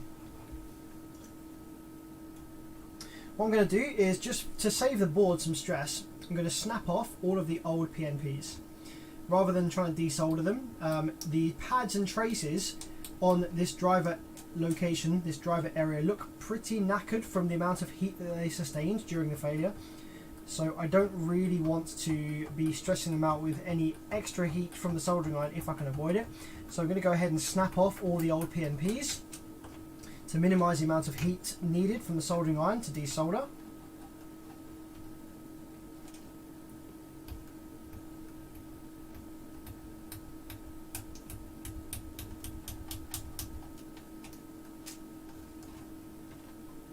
It's going to be pretty tricky to snap off these ones that are by this metal bar, actually, thinking about it.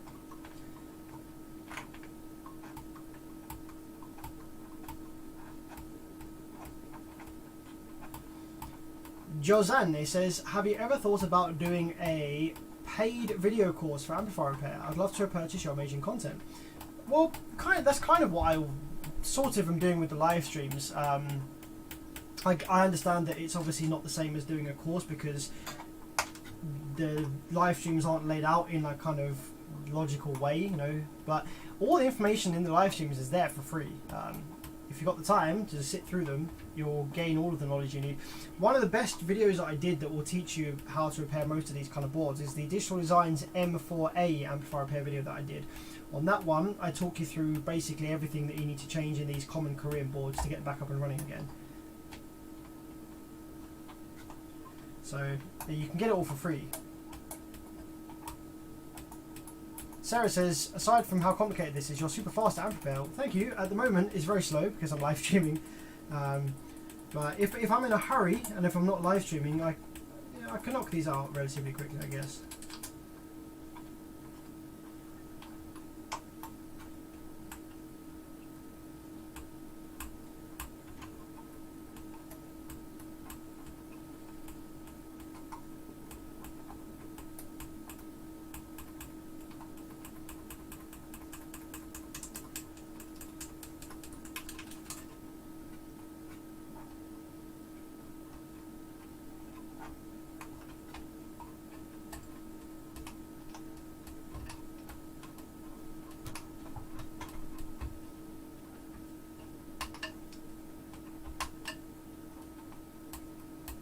Paid people show Perry some love. Yeah, absolutely. Go buy Perry's amplifier repair guide. I'm pretty sure most of his sales over the last couple of years have come from as a result of me whoring them out on my channel. Do you ever work on Class AB amps? Yes, I do when they come in, but Class AB amps don't tend to fail as often as Class D amps do, so most of my time is spent repairing Class D subwoofer amps that get abused. Class AB amps typically don't get abused as much, and they are much less prone to failure than Class D, so I don't see them as often. I also learnt to repair amplifiers on Class D, and most of my experience is in Class D, so when I get a Class AB in that is a pain in the arse and it's got really complicated faults, I'm much less knowledgeable. Sometimes I get a bit stuck on the old Class ABs because it's kind of not what I learned initially, and it's not where most of my experience lies. Like, give me a Class D, I'll pretty much get it up and running every time, but Class AB, yeah, most of the time I can sort it out. It might take me longer than usual because I'm like, my thought process is in Class D, like following drive waves and wave shapes and stuff, very important, whereas Class AB amplifier repair, a lot of stuff is all like, a lot of the stuff in Class AB, the voltages of like the audio waves through the board is not important. It's the amount of current on each of the drive transistors, and that kind of throws me, like, because that's not anything that you would ever look at with a Class D. It's all kind of, with Class D it's all logic level, like switching waveforms and stuff like that. With Class AB, a lot of it is how much current is going into this transistor through this resistor. You know, is this the right amount of current? Is this the right amount of bias, current, voltage and stuff? And like, I'm much less experienced with that type of repair than I am just Class D.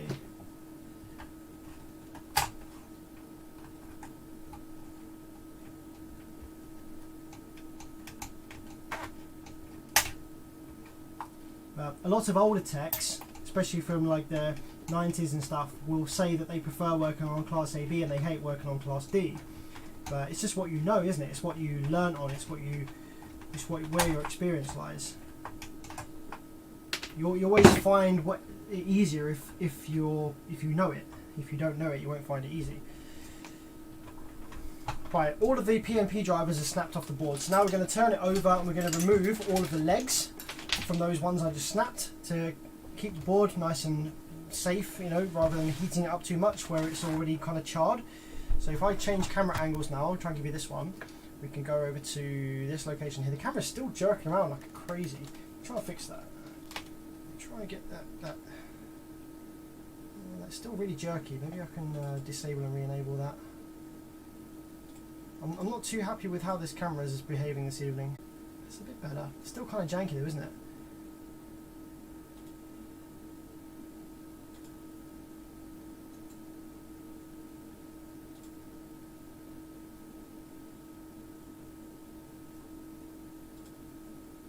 So that's with no de-interlacing. Retro's not bad. Bit of delay on retro. Actually retro's not bad. There's a bit of delay, but it looks quite nice. So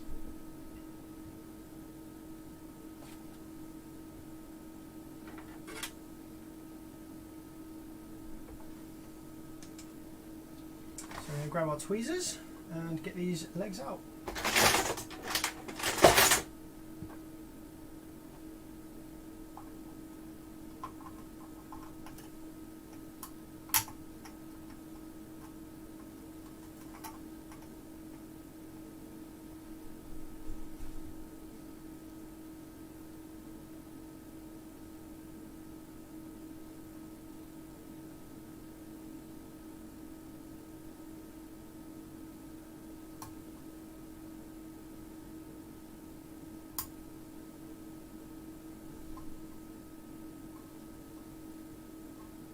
I think some of these legs only want to come out the top way, like this one here.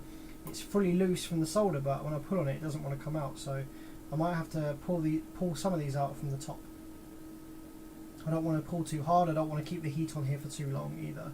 So if it comes out easily, like these ones are, great. If it doesn't, I'll go from the top.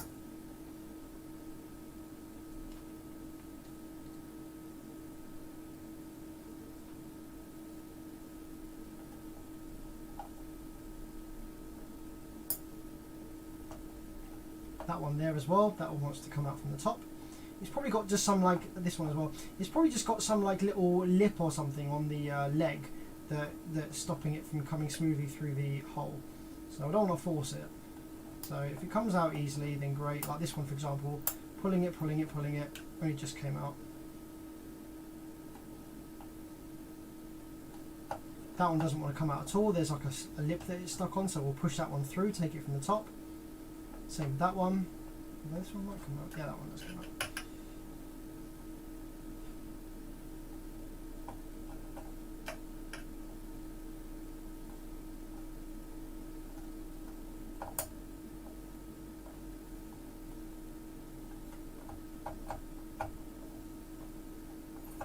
Same with that one. Most of these want to come out from the top actually, to be honest.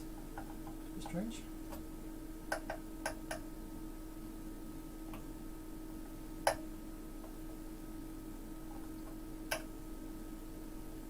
This board is in not a nice condition. It's really charred, really nasty.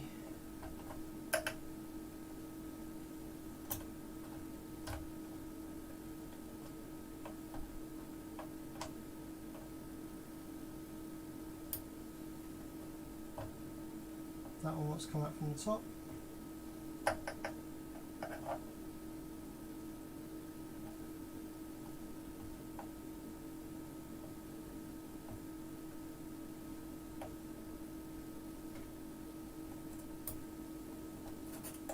And that one wants to come out from the top. Okay, great. Let's pour the rest of those out from the top now.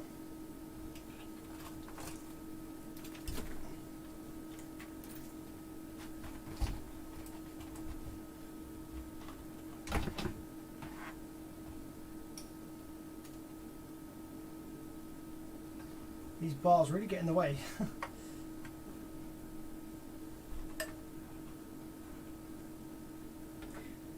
So yeah, my head's going to really get in the way of this camera. I need to look over it like that. It gets in the way. Maybe I can give you this camera perhaps. I don't even know if that's any good or not. It just kind of looks a bit dark, doesn't it? That's that one. That's that one.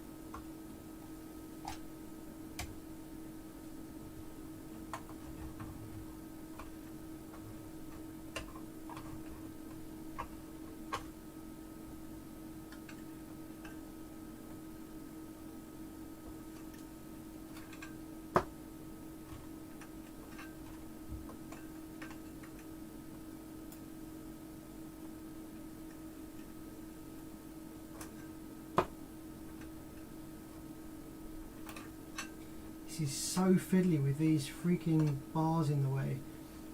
It might be tempting actually, if I was to need to replace all of these, or if the pads were in any worse condition, it would be tempting to just remove these bars entirely while I work on this section and replace them after. That one is being stubborn. Come on you. It's getting caught on the top lip and the bottom lip there. Come on, there we go. Good job.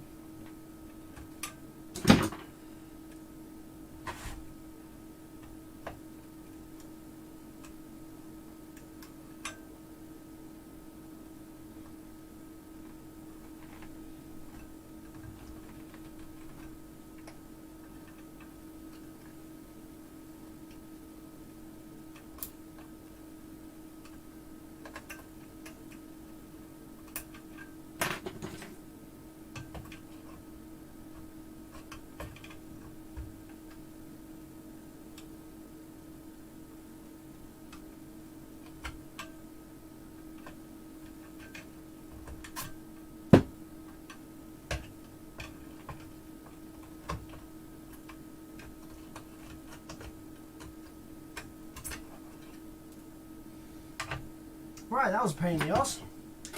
Now that's done, going to flip the board back over, apply some flux, keep it clean, and get rid of all of the old solder in these holes.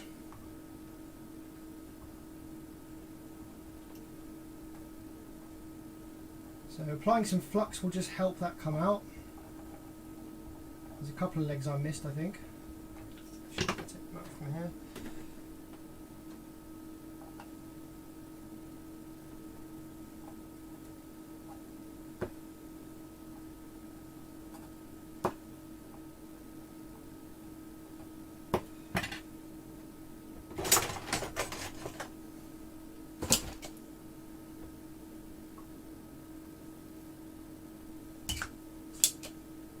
Now just apply some flux and iron, get that cooked up. Don't hold the iron on for too long because you will damage the traces and the vias with heat.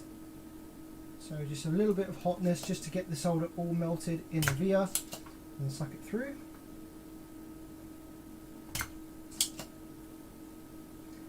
A lot of people have said to me in the past, oh, why don't you get a desoldering gun? I have used a desoldering gun in the past, but I honestly found that I spent more time cleaning it out and declogging it than actually using it.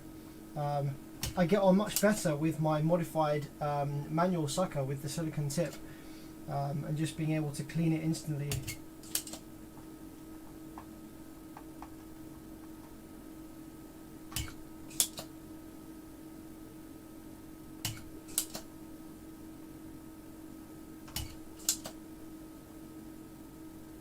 And honestly, I'm just as quick, like with this. I'm not sure how you could be much quicker really. You might save yourself a little bit of time with the desoldering gun, but once you get good with the manual pump, it's honestly just as quick.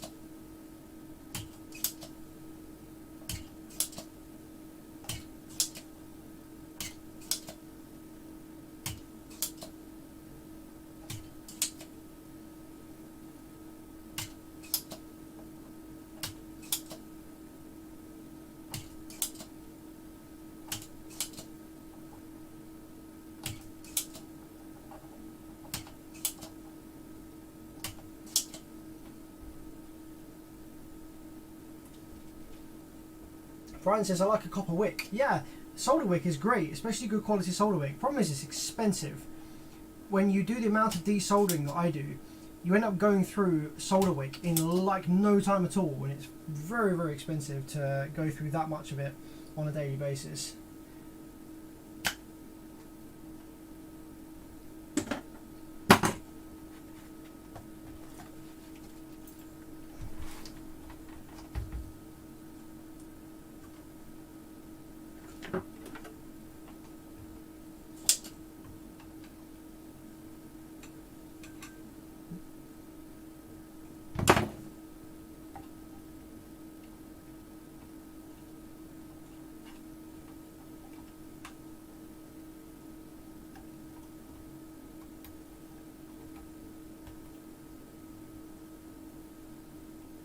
almost there. I think there is 1,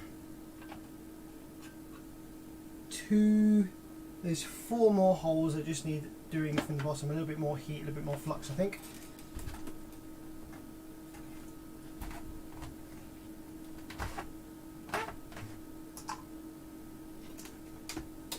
I'm going to apply some fresh solder to flow through. Might seem counterintuitive. Why would you apply more solder when you're trying to get rid of the solder?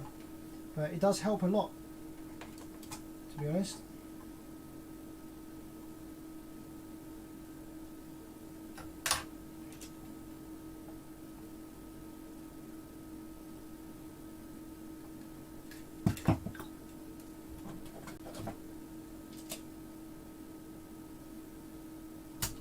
There we go, that was great after I resoldered that one.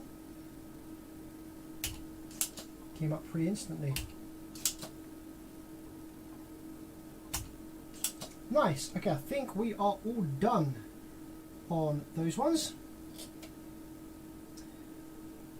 So now what we can do is go ahead and fit some new PNPs. Now, the only thing that I'm slightly concerned about is there was one bank of these driver banks that wasn't giving me any square wave at all, any drive wave at all, and that suggests that the NPN driver might have been faulty. It may have just been that the PNP driver was so badly damaged it was pulling the drive wave from the NPN down to ground, but I do just want to, now that I've got all the PNPs removed, if I power the amplifier on now to get some drive waves present on these transistors, we should be able to tell whether the NPNs are okay or whether they are toast. So just making sure I don't have any solder bridges on any of these parts here. Rob, nice one, man. What a legend. When you moved, did you get rid of your landline phone? Man knows about streamers. Yeah, I did. Don't actually have a landline phone these days. That's a good one.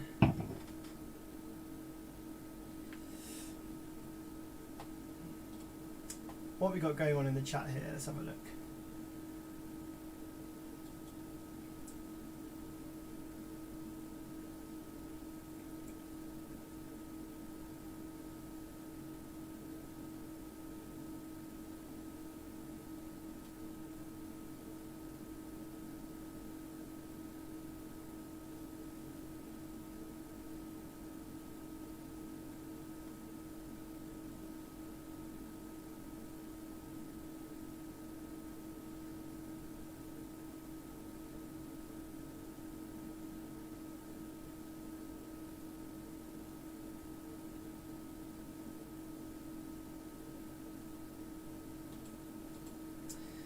Talking about running super low, 0.15. That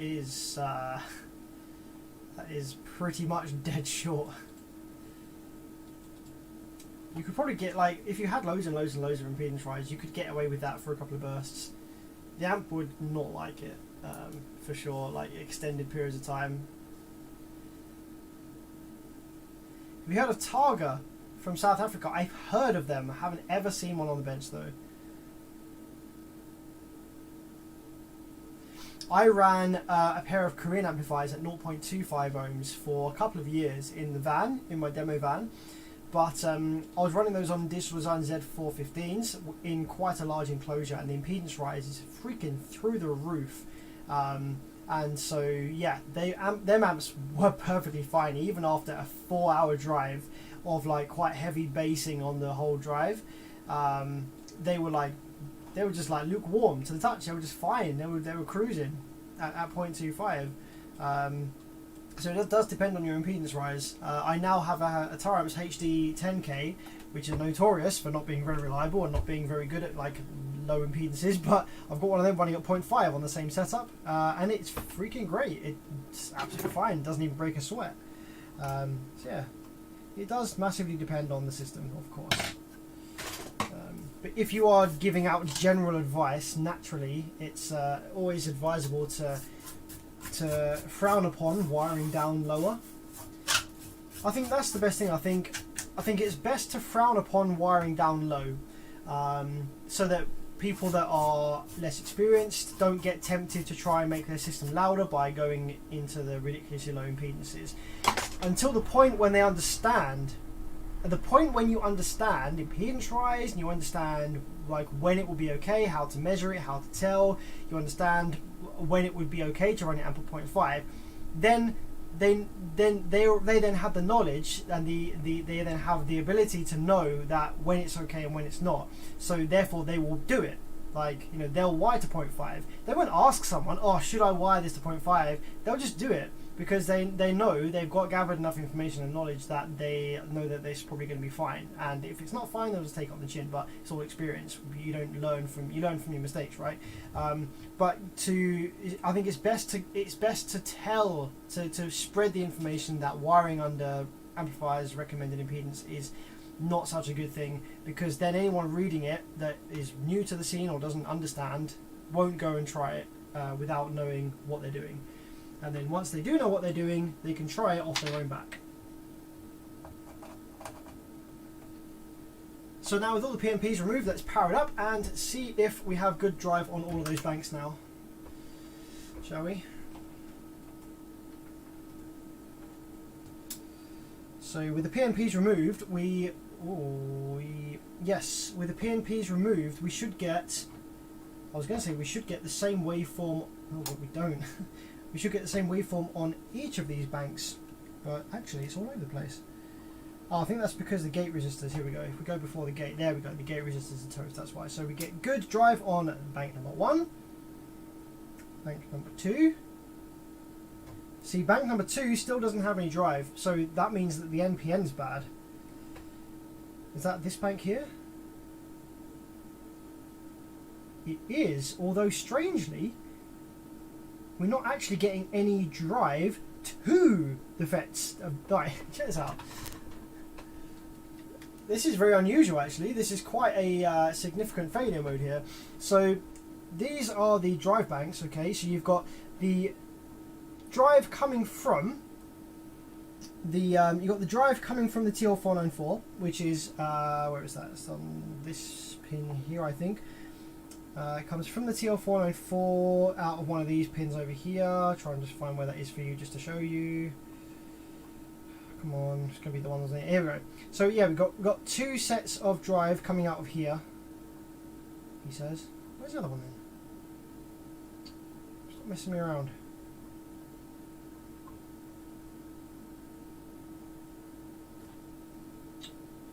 What's going on?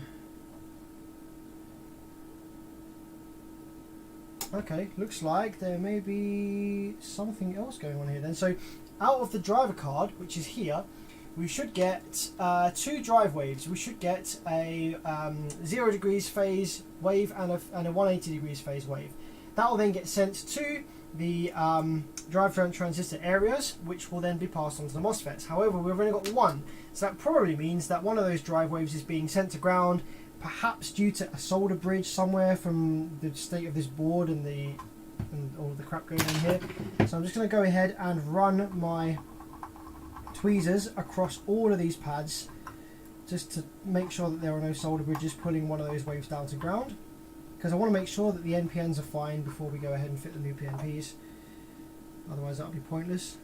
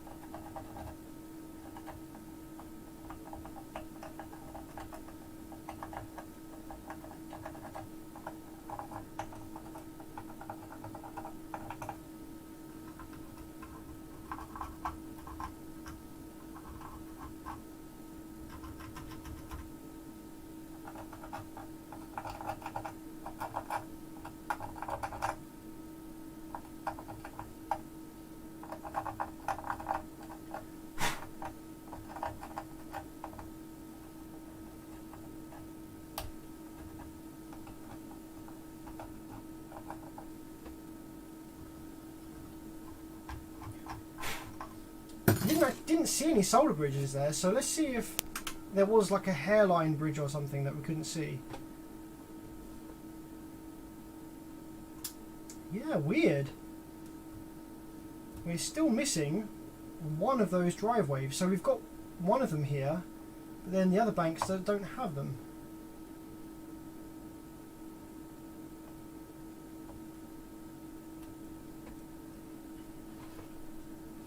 It's not actually coming out of the driver card, so we may have a very, very weird instance here where the TL494 has failed. But I'm sure I saw it working a minute ago, didn't you? Didn't you see the TL494 working just a moment ago on both banks? It's just when we tested it a minute ago, we had all the drive waves present apart from like one bank. So now why have we lost the whole other side? I'm just going to make sure that this isn't a bridge. This looks like it should be connected together, but I'm just going to make sure just in case. That might have been it. There was a bit of solder just across these two resistors here, so let's see whether that sorted it.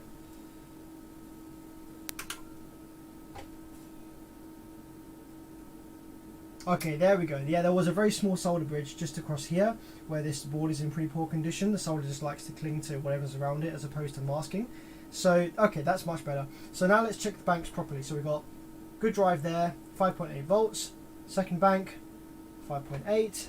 Third bank, 5.8. Fourth bank, 5.8. 1, 2, 3, 4, 5, 6. We should have 6 banks each side. Let's go over to the other side. 1, 5.8. Still got 5.8. Yep, 5.8. 1 there.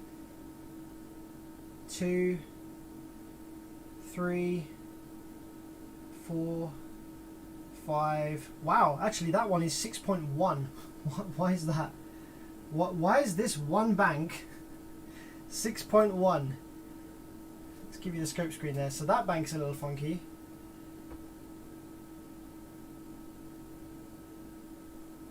Got a much higher voltage drive wave on this bank. You can see that it's visibly higher. So if I pause the scope on a normal bank and then unpause it while on this bank, you can see, oh crap, if I help if my probe was in the right place. So that's showing as, now actually it's showing a 4.5 volts because I've AC coupled it. So 4.5 volts versus 4.3 volts. So that all of these drive waves should be absolutely identical down to the 0.1 of a volt. So the fact that this bank here is higher suggests that either one of these diodes has been replaced in the past, which it may have been actually. I've got a funny feeling that one of these diodes might have been replaced in the past. There's diodes which are around these drive transistors which will kind of set the voltage that passes through them. So if one of the diodes has been replaced, even if it's the same style, same value diode, it may change the amount of voltage ever so slightly. So let me just have a look to see whether there's any signs of those diodes being replaced. If it has, it'll be fine. So it was over this side here. Yes, we do have one diode replaced over here, D34K. That diode's been replaced, and so that will be why we have a very, very slight difference there on voltage. The fact that was 6.1 as opposed to 5.8, or whatever it was, it's a slightly higher voltage, which is unusual. You know, if the NPN driver was on its way out, it would usually have less voltage, ever so slightly. So that's what made me think it might be a diode which has been replaced, which it has, and that's fine.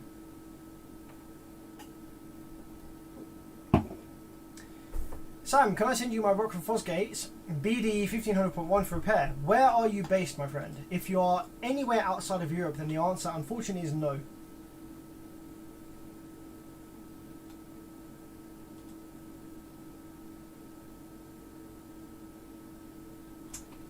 Right, let's get some replacement PMPs in here then, shall we?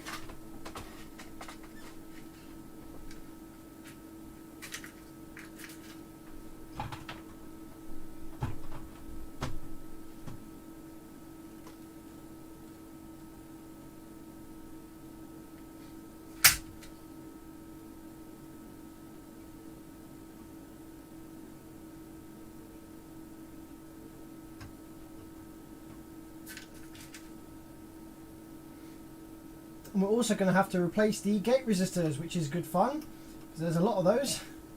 if you're ever wondering why amplifier repair costs so much, so the parts aren't necessarily massively expensive. Like some of the bigger MOSFETs, if you're having to buy like 36 of them, yes, obviously that adds up.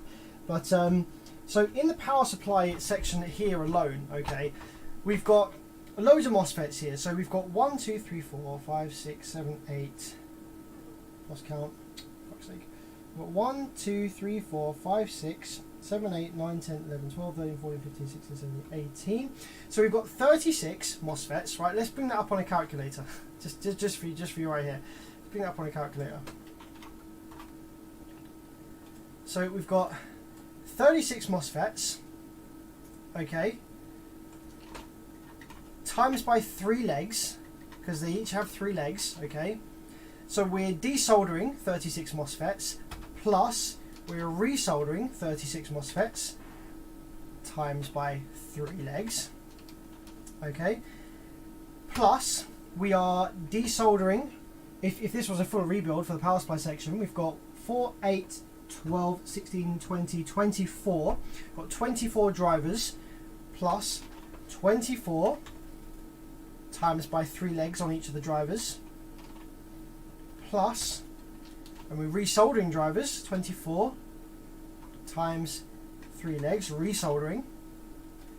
Then all the gate resistors, we've just said that we've got, what was it, 6, 12, 18, we've got 36 MOSFETs, so therefore each resistor has 2 holes, so we've got 36 times 2, plus 36 times 2, to desolder the old gate resistors, plus 36 times 2 again, to resolder. That's just for the power supply. Then we've got the output section. We've got 1, 2, 3, 4, 5, 6, 7, 8, 9, 10, 11, 12, 24 output MOSFETs. So plus, let's just do that easy, 48, because we're doing it desoldering and resoldering it. Plus 48 times 3 legs. And then I know for a fact that one of the feedback resistors is dead on this one, so that's plus 2. Then we've got to remove the driver card, which I fucking can't bother to add these legs up, but it's probably something like 38 plus 38. Desolder and resolder. Then we've got the surface mount work on the chips, which I'm not adding because that's not part of the desoldering. If we total that up, that comes out as 1,452 individual soldering or desoldering that you have to do. Individual pads that you have to desolder and then resolder again on an amp like this to do a full rebuild. 1,452 individual soldering things that you got to do. So it's a lot of time, you know.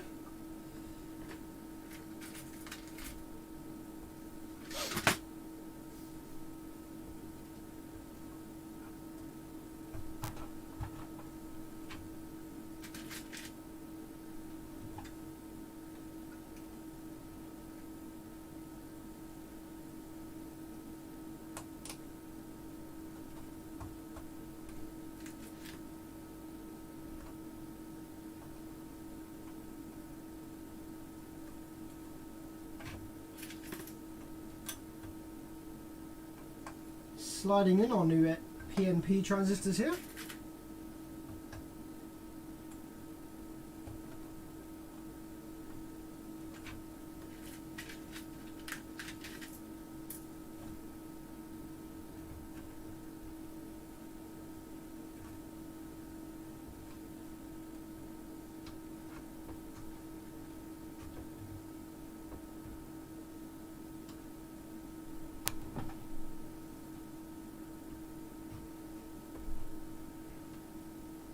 Wow, hey, Jack the Ripper says in the past 4 years that he's been repairing amps, he's only had 1 return. That is very good.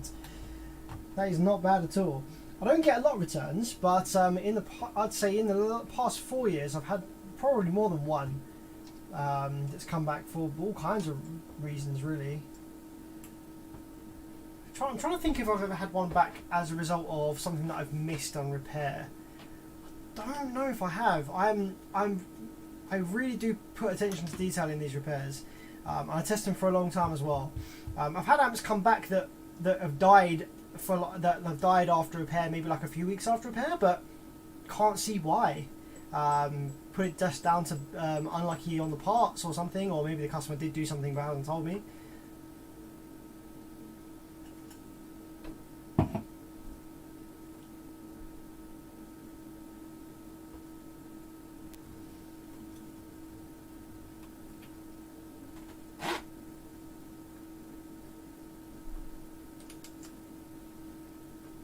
There was one B207R that I had years ago that kept coming back, and that was a really unfortunate series of events,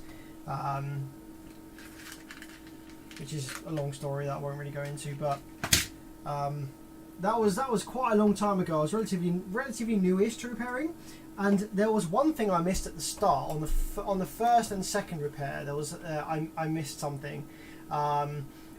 But it's once that was sorted, so that was 2 repairs. So that was the first repair, it died, and then the second repair, I caught the issue that caused it to die the first time. I caused what I had missed.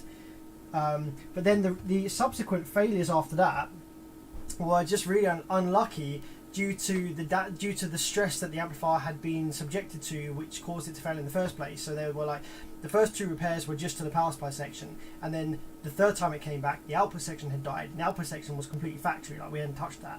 But the output section had failed just due to the, it had been weakened by whatever caused it to blow in the first place. So then it came back with a dead output section.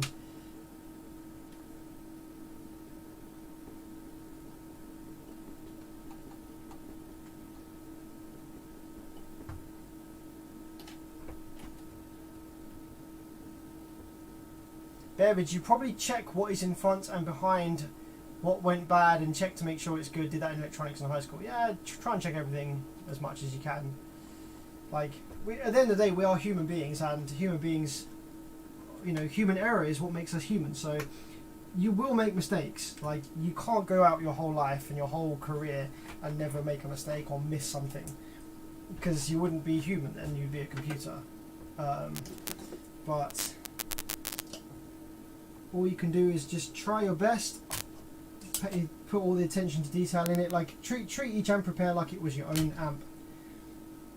Although saying that, I think that if I was repairing my own amp, I would probably actually pay less attention to detail, because I wouldn't care about doing bodge jobs and stuff. I wouldn't, if I was repairing my own amplifier, I think most people can attest to that. If you, whatever career you have, whatever line of work you're in, especially if it's like I don't know, plumbing or electrician work or something like that, the customer's work always looks great. You always put a lot of care and attention to the customer's job, and you make it look nice and pretty. You abide to the regulations. You do all the correct things, right?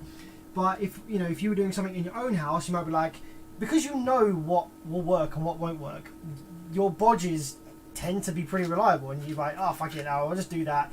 It's technically not correct, or it's technically not the best way, or whatever. It's technically kind of janky, but it'll be fine. And so because you know what you're doing, you can get away with bodging stuff. If you know that the bodge will be fine, if because you're not having a customer looking at it, or you're not having someone inspecting it, whatever, it's going to be it'll be fine.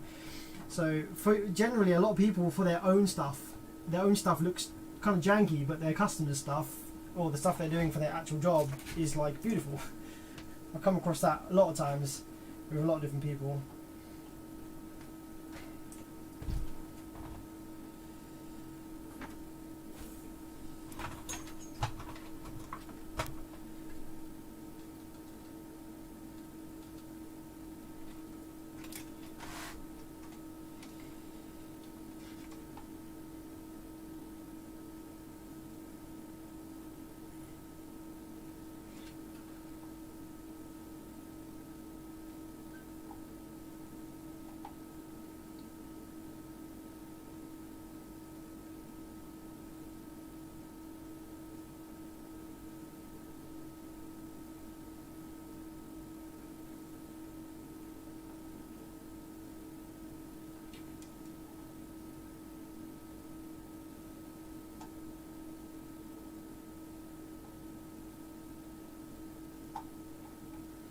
A good example of that, actually, what I was just talking about with with stuff being like bodged, or you know, you're not paying necessarily as much attention to detail or taking as much care on your own stuff. So the amplifier that I've currently got running in my demo van, my bass van, it's a Taramps HD 10K, and it was originally just a donor board. So I had it in the workshop just kicking around, like I was nicking parts from it for other repairs and stuff. But then I thought, actually, hey, this amp would actually do really well in my bass van, because it's really high voltage output. It's 10K, and because I've got so much impedance rise, I can wire it to 0.5 and turn it into what would essentially be a 20K. It will behave like a 20K with the amount of rise I have. And so I was like, actually, it's nice and small, nice and efficient, nice and compact. I can get rid of my big Koreans and sell those for some money and use the HD10K at no expense. So I repaired it. It was a donor board that I repaired back to working condition, but honestly, the kind of repair that I did on that Taramps HD10K just to get it up and running again to chuck in the van, I wouldn't have done that for a customer. Like the power supply MOSFETs, they're all different banks, they're all different batches, sorry. They're different batches of MOSFET in the power supply section in that HD10K, for example. I'm pretty sure the output MOSFETs, each side, there's a different batch as well, because I just had to use what I had laying around, because I was like, oh fuck it, let's just get this back up and running. Some of the I think some of the gate resistors were needed replacing, and I didn't have any 4.7 ohms at the time, so I just used some like through hole resistors and soldered them in place on the surface mount pads and stuff like that. I did some janky stuff to get the amp back up and running for my own personal use, and it's running great. It's been working fine for over 8 months now, and I use it pretty hard, so it's jank, but it works. If I was to sell that amplifier on, I'd bring it back in the workshop and I'd tear it down and I'd replace all the parts for matching bits, and I'd, you know, put the correct resistors in place, surface mount ones and stuff like that. But I think that is true. If some people will disagree. I think some people will say that for their own personal stuff they'll take even more care of it than they will for a customer. But I know for a fact that a lot of people will just, for their own stuff, they're like, ah, fuck it, it's whatever.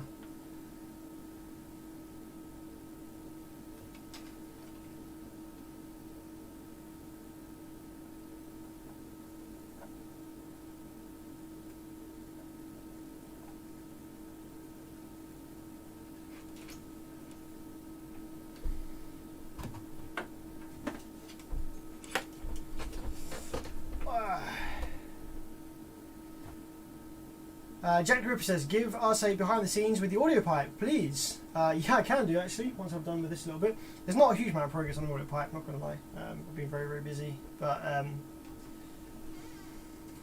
this is the new, this. So I've been winding, I spent some time winding the transformer for the audio pipe.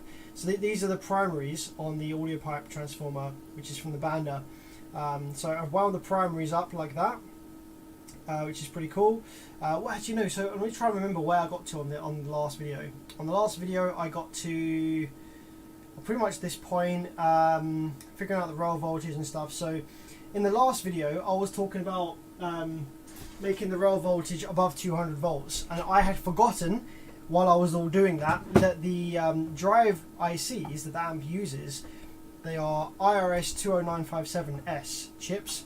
They have a hard limit of 200 volts. So I can't actually go any higher than, you know, realistically like 180 volts worth of rail voltage in the audio pipe, because then I'll start to get into dangerous territory with the drive ICs for the output section, which is one of the reasons that I kept killing the drive ICs, even though the FETs were fine.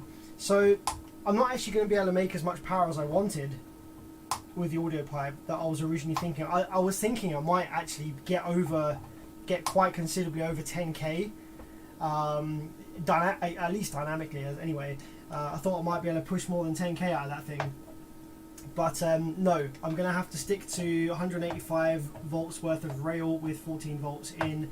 So it's probably gonna be like, it might do 7k perhaps, something like that. But yeah, I'm just winding the transformer up now over the next couple of weeks.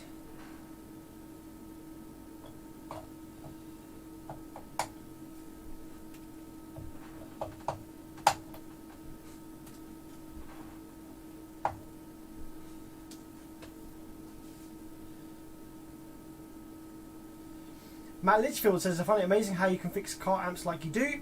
Wish I had the tools and knowledge to do it myself. Thanks, man. I appreciate that. At the end of the day, it's just what I do. Like, there's lots of stuff that I'm really not good at.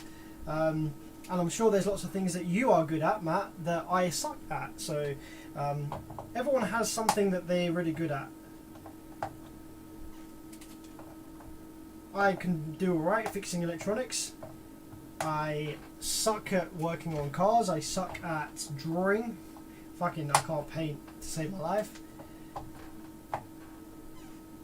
My memory is terrible.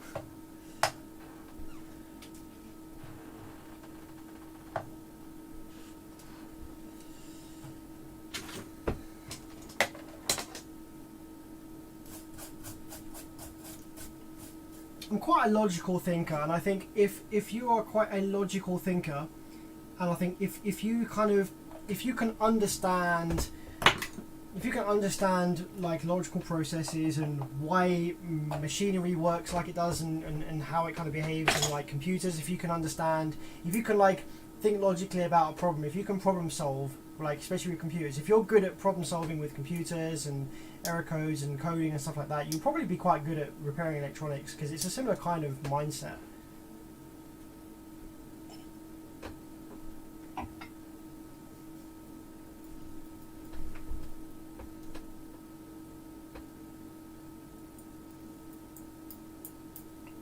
I've actually run out of wine, which is sad. Okay, right, all the new PMPs are in place, so let's just get a toothbrush and just kind of like do that with it. I'm going to take some isopropyl alcohol as well, just to kind of get rid of any flux that was there. Just try and clean that up a little bit, make it look a bit nicer. The board is quite badly burned from these transistors getting super hot, so it's never going to look new. Like you can see, you know, it looks quite dark, doesn't it, the board color there, but it's the best that we're going to get with the board that we've got here.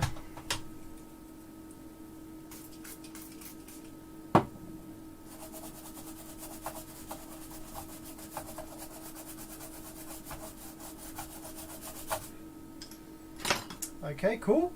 So let's power up and let's just make sure that after fitting the PMPs we still have good drive on all 12 of these banks. So bank 1, nice low current draw, which you can't actually see from here. Where's the PS cam? I'm going to add you the PS cam. Why is the PS cam not on this screen? Add video capture device, add existing, PS cam. Oh, I've got to, oh for goodness sake, I've got to freaking sort it out, haven't I? So this is what I've got to do in OBS. Take the PS cam, I have to transform, flip horizontal, then I have to hold Alt and make it smaller, crop it like that, and then bring it over there. There we go. Now you got the PS cam. Nice low current draw on this when it comes on. As you can see, 0.1 of an amp. So, yep, nice. That one's good. Bank 1, bank 2, bank 3, bank 4, bank 5, bank 6. Good stuff on this side. 1, 2, 3, 4, 5. That's the slightly higher one. And 6. Looks good to me. Okay, cool. So now we need to fit the power supply FETs. It is currently midnight here in the UK. So have a little ultimatum then for you guys. I can either spend the rest of this stream sucking the holes and fitting the rest of the power supply FETs, or I can fit one FET per bank just to get the power supply up and running, ready to drive the output section, and we can just see what's going on the output section. Yeah, we can. Obviously, as we discussed earlier, we have one bank of output FETs which are totally dead, with one driver totally dead, but I can remove those and I can power up the rest of the output section, the remaining 3 banks, just to see if the drivers survived on those as well. So we can either do the rest of the power supply section, fitting all the FETs in here, or I can just quickly whack one FET per bank and we can get the output section powered up, see what's going on over here. I'm just going to snap these output FETs off first. These died quite horrendously actually. This output FET you can see here if I give you this camera.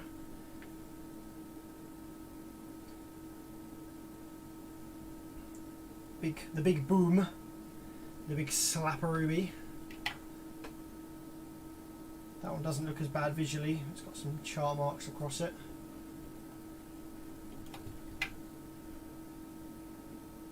That one's got a big boom in between the legs there. Wow. It's almost like, actually, you know what I think killed this? I think something got in the amplifier, maybe laid across the leg here, and vaporized from the high voltage discharge. You can actually see an almost rainbow effect. I don't know if you can see that on the soot there.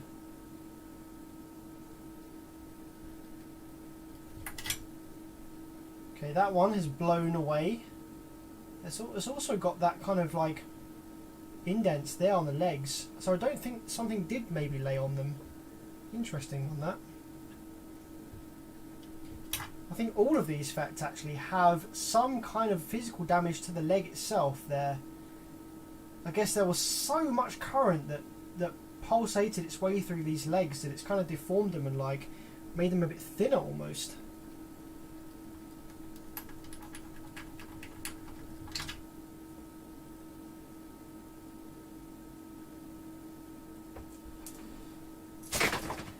In the bin.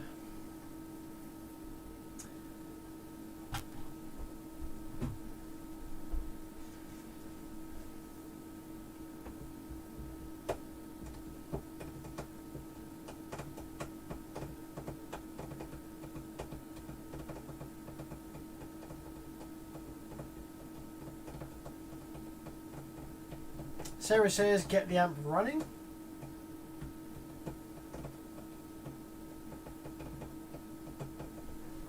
So with the output section, okay, over here we have the driver card, which has a very, very toasted drive IC. What I'm going to do is I'm going to take my hat off. You can see I look about 60 years old without the hat. Oh shit, it's all tucked into my freaking pin here. I'm just going to try and get you a close-up of this drive IC with a hole in it. Hopefully it will focus nice and close. There we go. So this is the drive IC for the bank that failed, and as you can see it's burnt a nice little hole in the chip there. So that's obviously dead.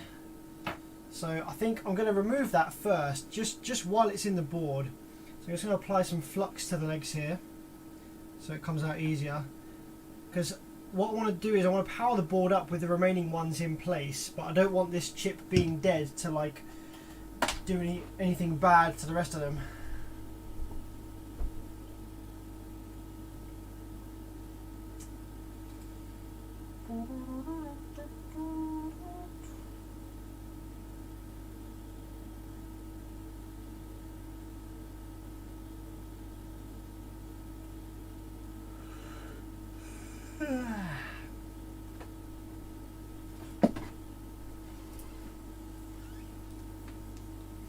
Don't know if I'm going to be able to hold my camera here at the same time as using this hot air gun. I can try.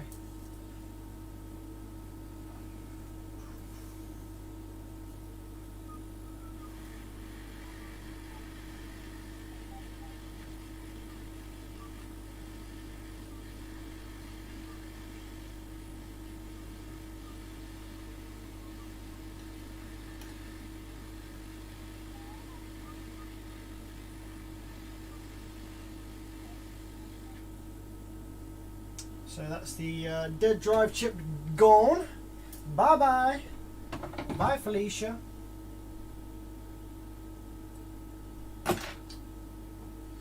So with that out of the way, if I put one power supply MOSFET per bank now, the amplifier will come on and it will try and drive the output section. It's possible that this damage over here killed all 4 of these drive ICs, but that's what we're going to find out by putting one MOSFET per bank on the power supply, because that just gets the power supply up and running. Deton 8, thanks for joining. Thanks very much, yeah, for joining in, and I hope you get have a good rest of the evening.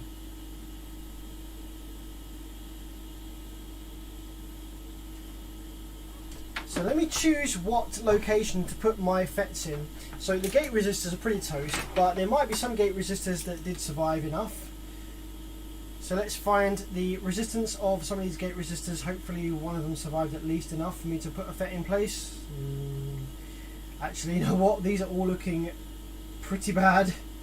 I don't think a single gate resistor has survived enough for me to use it. Jesus Christ, this really did cook up, didn't it? Every single gate resistor is pretty much open. I don't think there was a single gate resistor that survived. Jesus. Okay, you know what? I might as well just. If I've got to do that with the gate resistors, I might as well freaking replace the whole thing anyway. Okay, what have I got in here? Replacement parts. Right, these are the output MOSFETs that I've got for the amplifier. I have got myself some FDA 24N40F, which are the originals for this amplifier. Power supply FETs. I could use those, or I could also use. I'm sure I bought some 1405s for this one. Did I not?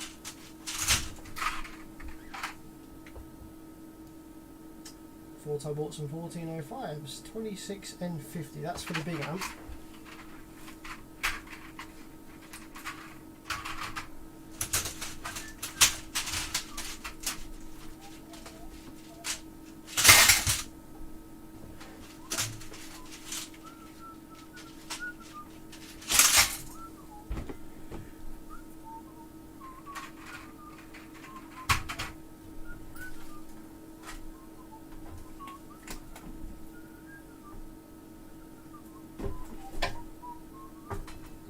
That's weird. I thought I had bought some IRF P1405s for use in this amplifier. Oh no, I have. I did. I just remembered where they are. They're up here. What the hell? Why am I stuck in here? What's going on?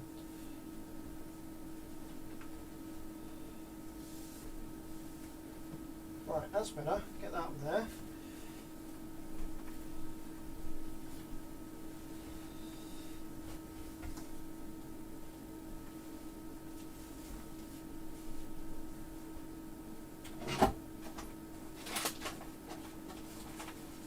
There we go. Alright, 1405s.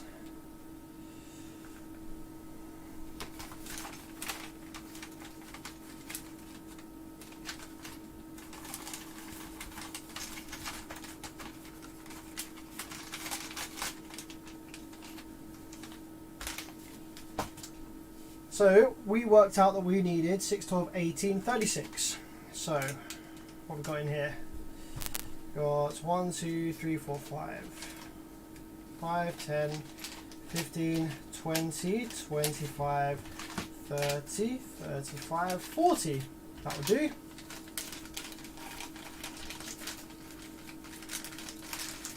And for 1405s, the gate resistor value of choice should probably be 22 ohm, I think.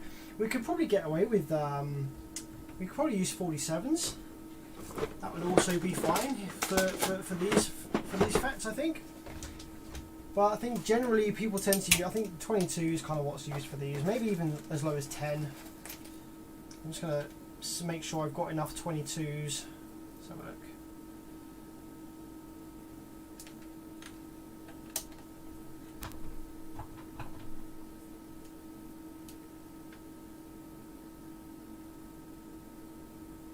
No, that's 3.3.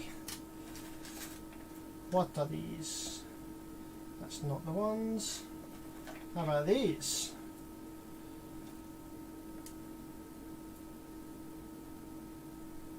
Nope.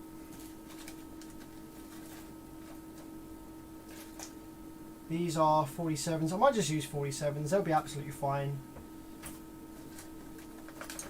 Maybe these. I haven't memorized the 5-band resistor color codes. I've pretty much memorised the 4 bands. 5 bands, I can't really be bothered. These ones. 38 ohms, that's a little bit lower, but I don't think I've got enough of those.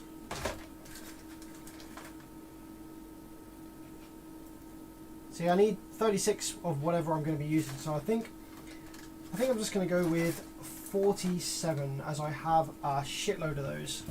That'll be absolutely fine for this amplifier with 1404s. 1405s, sorry.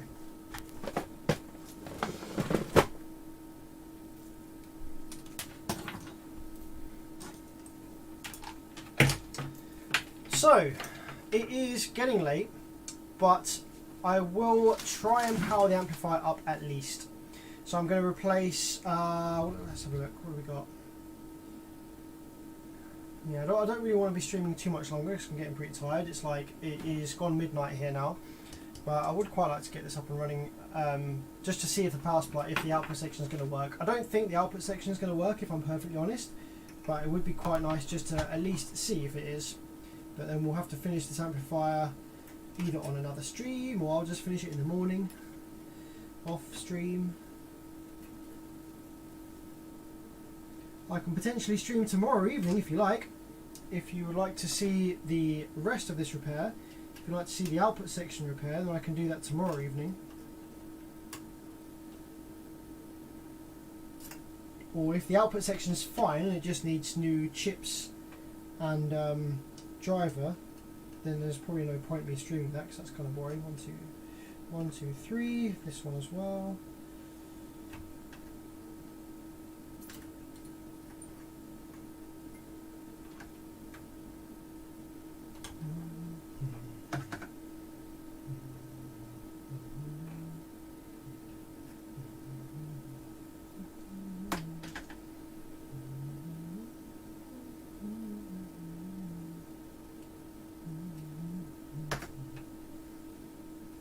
Or, if you would like to see the whole repair process, I can just end the stream here and carry it on tomorrow from exactly this point, so you don't miss anything.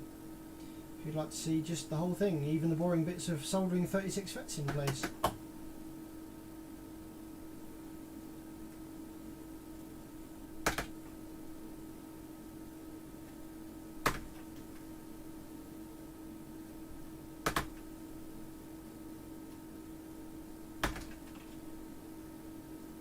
See, this is long. This is what I was talking about when I was going on about 1,400 solder connections. Going through and doing this 36 times. Then sucking the solder from the holes 36 times. Then applying fresh solder 36 times, but times 3. 3, 6, 9, 6, 12, 18. So it's 108 times every time that you have to do anything on the power supply section. This is very tedious.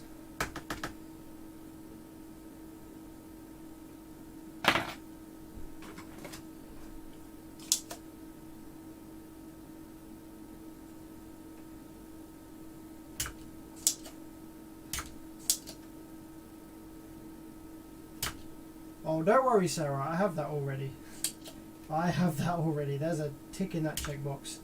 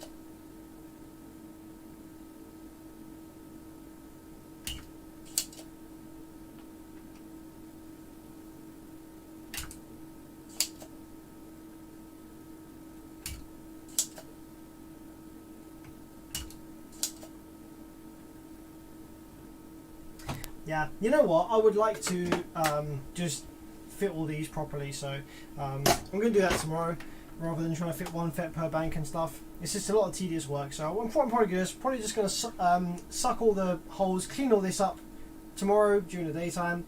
Then I'll do another stream. What day is it? I'll do a stream tomorrow? Thursday? Yeah, I can probably do another stream tomorrow night, and we'll pick up where we left off with this one. Yeah, complete the power supply repair, and then turn our attention to the output section. The output section will be quite what's the word? It'll be quite insightful, I think, on this one, as to what to repair, what to replace, what to repair, what to look for, because I think this one's gone down quite badly on the output section. So yeah, subscribe if you're not. Stay tuned, and I'll go live tomorrow, and we'll continue this one properly. I'm going to wash my hands and get ready for bed. I hope you guys enjoyed the stream anyways.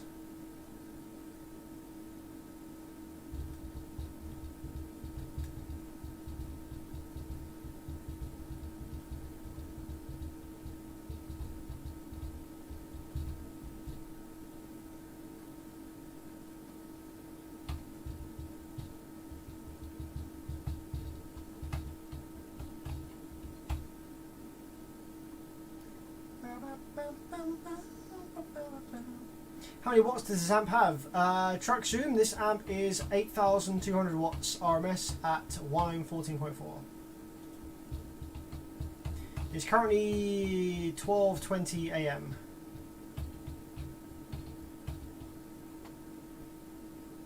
But yeah, take it easy guys, thanks for tuning in, and see you next time. Laters.